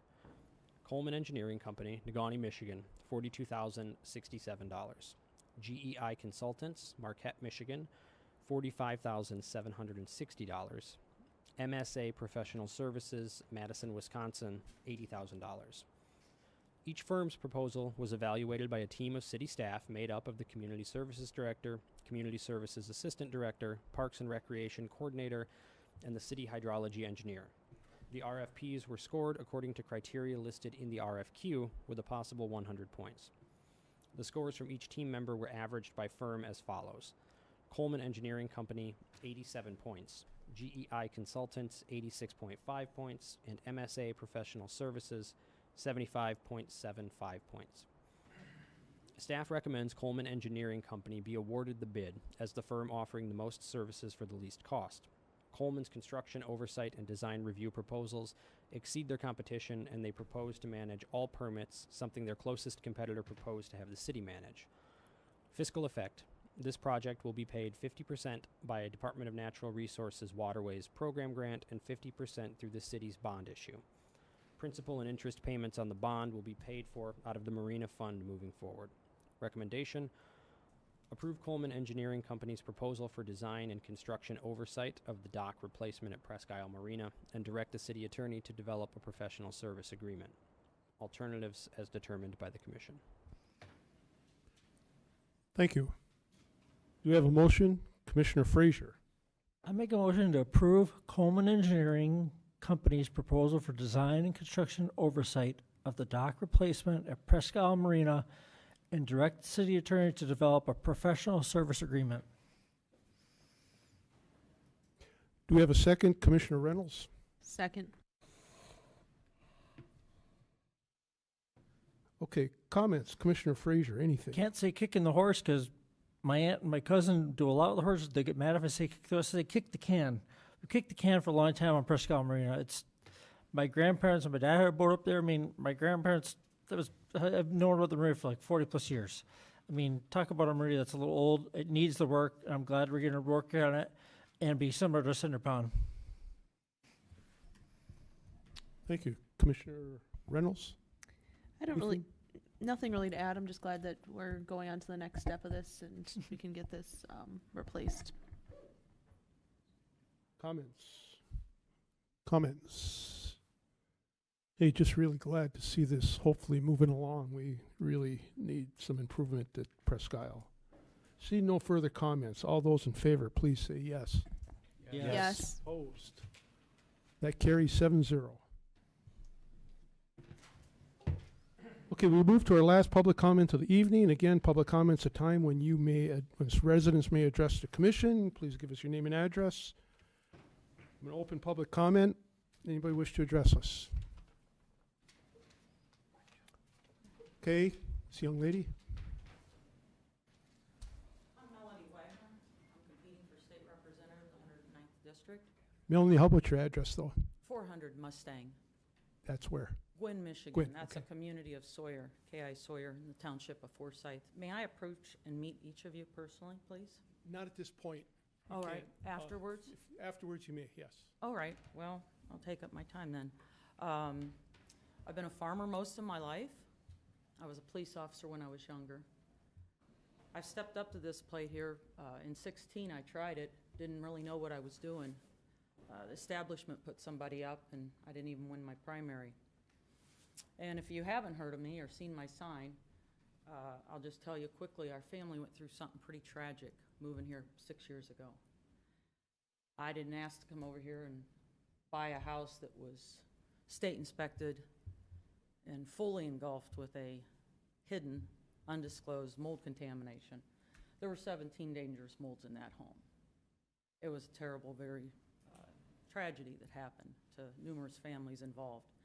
What I found was inept and ineffective government at every level, from the township to the state, because it was a state-inspected home. It was an adult foster care home. Now, I've healed from what I've gone through. I was not able to run in 17. I had a broken heart, chose to step back and not step forward and do this. You can tell I'm not a good speaker here. Our forefathers, most of them were farmers, and about half were farmers and half were preachers or were in business. And I've been a businesswoman with my farm, and I was successful. And coming over here and finding it was just a different animal coming here. The state itself and the UP finding areas not working out in the country. I'm very passionate about what I'm doing. I've spoke several times. I've drawn up all my material myself. I'm managing my own campaign with my own finances. I am getting no help from the establishment and where I've wrote my name beside. I'm telling you that because I was told I couldn't get elected in this 109th district. It's Alger, Luce, Schoolcraft counties also, Marquette, all except Ishpeming and Powell Township. Numerous areas have been overlooked for a long time. I'm winding this down. You don't have to write a deed by your name to get elected. I've got plans to get the monies back up here. I can work over the aisle. I can work with both parties down there. If the party that's in stays in, I can work with them. The dark store issue shouldn't have happened. It didn't happen anywhere else. There's folks moving over here. They are shocked by this car insurance. It's twice the national average. We've got a lot of things to work on. We're going to fix that. And I look to bring monies back other ways also. I thank you very much. Thank you. Anyone else?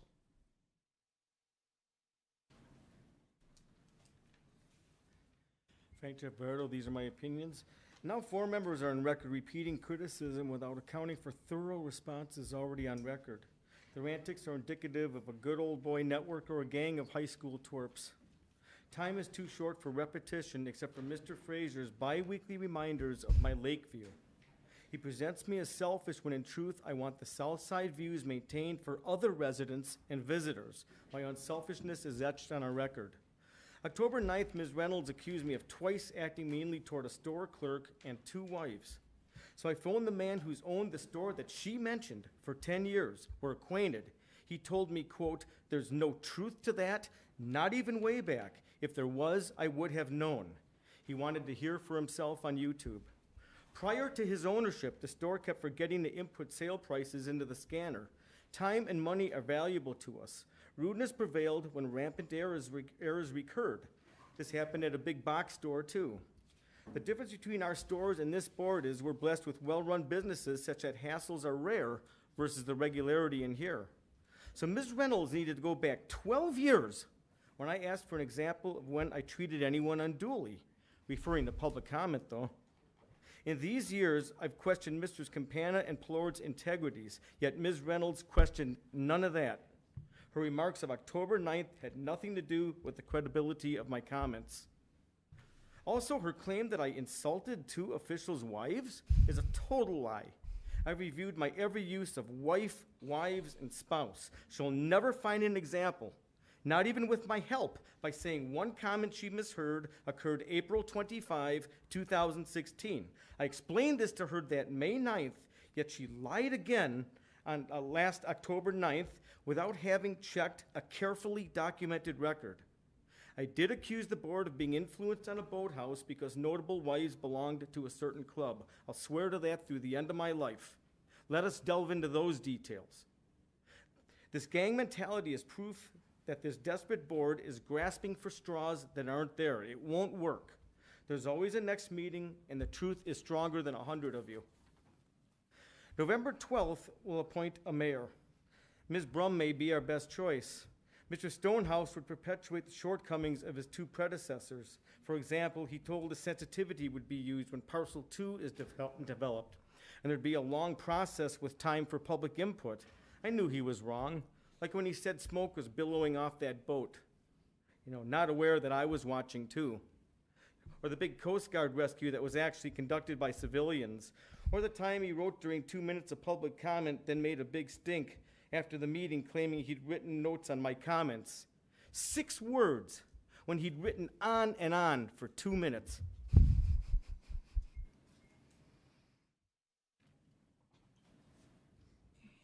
Anyone else? Anyone else?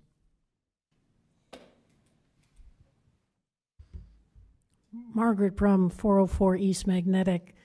I'd like to thank the previous speaker for speaking so highly of me regarding a position I don't yet hold and may not ever hold, but I really appreciate your suggestion. Thank you very much. Seriously, thank you for your vote tonight for the future of water in the city of Marquette, Michigan. There is no future of Marquette, Michigan without a viable water infrastructure. I myself know the difficulty of making this decision and making it public because you're going to answer for it. My solution, the only one I could come up with, was to offer my salary next year, if I happen to be elected, to a fund to help people who can't afford the extra $20 a month. I would appreciate it, though it's not required, but I would appreciate it in public comment tonight if any of you would care to step up and join me in that. And again, I'm asking about something that hasn't happened yet. The election is until next Tuesday, but I'm curious as to, if elected, I will donate my salary to help that fund. What will you do? Because it's coming up. Thank you very much. Thank you. Anyone else? Anyone else? Seeing none, we're going to close public comment. We're going to move to comments from the commission. Commissioner Schlegel, how would you like to start us off? Go for the ball. Sounds good. We got a lot of stuff done tonight. I was really surprised. not surprised at what time it is. But, you know, I guess the big thing for me is on the water rates, I want it to be known that it's really one of these things that we're just gonna have to pay very close attention to each year that it comes up in the budget process and make the best decision that we can for our community and for the residents. To me, this is, it's a lot of money, you know, when you look at the bottom line for a lot of people, and I think that we need to do our best to make sure that you know, we're not going to be putting them out any excessive amount that they truly can't handle. I hope that there's not a need for somebody to have to give up their wages for something that they do, but I applaud you for doing it, and but I think that there's, you know, there shouldn't be a reason for it. If we can bring back a can drive or something like that as well, and maybe help out in that respect. Thank you. That's all I have. Thank you. Commissioner Frazier? Look, we're at Halloween. I didn't plan on Mr. Ansley being here, so I brought a pumpkin. I was going to put in his place so he could be here in spirit, but he showed up, so I put the pumpkin on the floor. My daughter's friends decorated it for me. I tried to dress up like our mayor, our city manager, actually, Mike Ansley, but I just settled for my version of Willy Wonka instead. This is not a good chocolate factory, though. I'd have to say we need more chocolate or something like that. Make a better factory for us there, Mr. Manager, you know. But I think as far as the person that likes to comment all the time, has been commenting for a long time, you spent more energy researching something about what we're doing as far as projects. I'd like to hear that more than just comments about how everybody is doing something wrong and this person. You spend more time insulting everybody than you actually do commenting on something that we're working on, like, you know, the partials or something like that. You spend much more time commenting on everything somebody does wrong and love to rip on everybody else. I think it's unfortunate, but it is what it is. Thank you. Commissioner Smith? Only two comments. One, we have a lighthouse property work session this Thursday at 4 o'clock. Looking forward to that, looking at capital improvements at the Lighthouse Park property. Also, the election is next Tuesday, so no matter who you decide to vote for, I just hope that you'll get out and vote. Thank you. Thank you. Mayor Pro Tem Stonehouse. A couple of quick things, if I can. Very proud tonight that we dealt with the water issues, because that really is just critically important. Although painful for the citizens and painful for all of us, it ultimately will be to their great benefit. So we got that done. We have two city proposals coming up on the election. I would ask you to vote yes on both of them. One of them is the Headley Amendment override that the mayor talked about for Peter White Public Library. I know of no institution in this city that is more important to us or more beloved than Peter White, and I would ask your support for that. The other item he also spoke to, but I would really like to reinforce it, is there is a request on the ballot for a charter amendment. And that charter amendment will change the way the tax money that the Board of Light and Power pays the city is computed. Instead of being done in a very archaic PILT, payment in lieu of taxes, which is difficult, demanding, takes a lot of staff time, doesn't necessarily accurately reflect what's happening at the BLP in terms of their tax payment to the city. Both the BLP and the city have come together requesting this changed to the charter, which would be strictly a percentage of gross revenue. In other words, whatever they have sold that year, and I think it's 5.5%, is applied against that, and that's what the city receives then from the BLP. That's important because it will over time be more than we're getting now, one, and number two, because it also allows both the BLP and the city the ability to forecast ahead what their tax liability will be, because they can compute it, they can see it a lot better than you can trying to compute a mythical PILT agreement. However, when you read the ballot, you are going to be confused beyond all redemption, because unfortunately the language on the ballot proposal is legal and in fact has been put together in large measure by the Attorney General.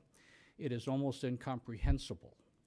So let me read it to you to understand what you're voting on, and to please recognize it and realize that what we're asking for, what I'm asking for, is a yes vote because it benefits the city. It's labeled Proposed Amendment to Sections 11.6 and 11.7 of Chapter 11 of the City Charter of the City of Marquette. Quote, shall Sections 11-6 and 11-7 of Chapter 11 of the Marquette City Charter be amended to revise the calculation related to the payment of a portion of electric light and power utility system revenues to the City of Marquette, which payment is made in lieu of taxes that would be paid on electric light and power utility system property if it were privately owned, unquote. But that is the legal language that's being used. So I would ask you again, when time comes to vote, look at it and recognize what it is, that a good yes vote on it gets the city general fund more money and is better for both the City of Marquette and the Board of Light and Power. Thank you. Thank you. Commissioner Plard. Even though I voted no on the water system, it is something that we need. I'm still not sure that that's the plan that we want, but it is something we need. But I've already mentioned what I'm going to do, and I'll repeat that. I am working to set up a fund that everybody can donate to, and I'm sure I'm going to be donating a lot of money myself to it to help people who are on fixed incomes to pay for those bills if they need to. I want to bring up Carl Zuger one more time. Also, I think a lot of people know, and if you don't know, I broadcast Ishpeming Hematite sports for Great Lakes Radio. And Carl Zuger has a son who plays for Marquette High School.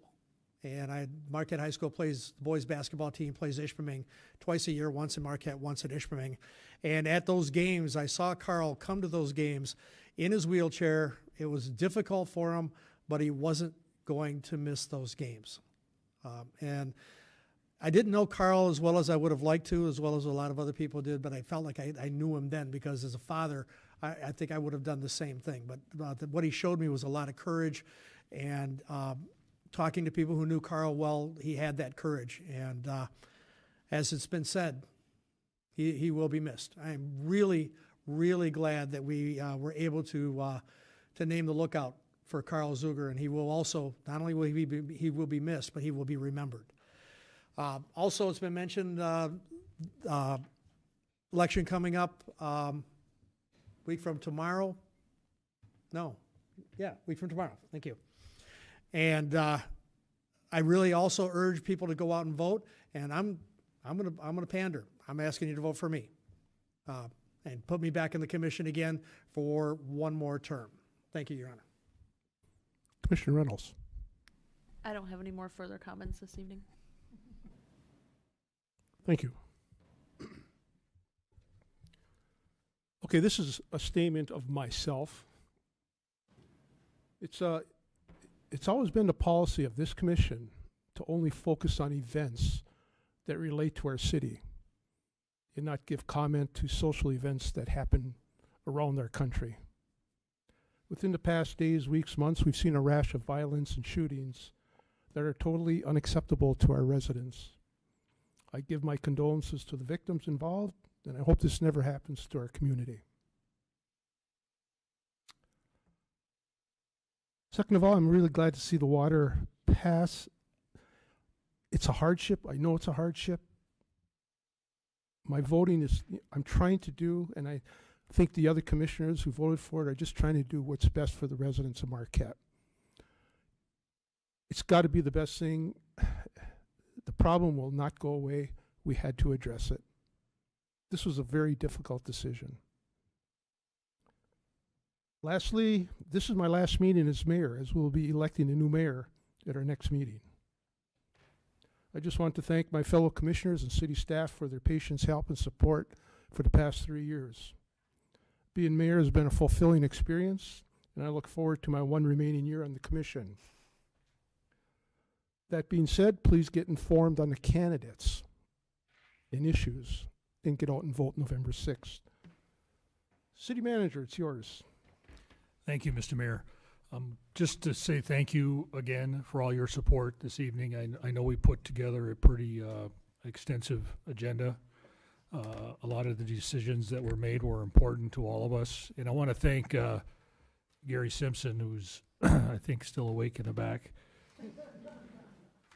I was out of the office last week and excuse me, part of today, and he handled the job very well in my absence, and as well as the rest of my staff. So, thank you. We are adjourned.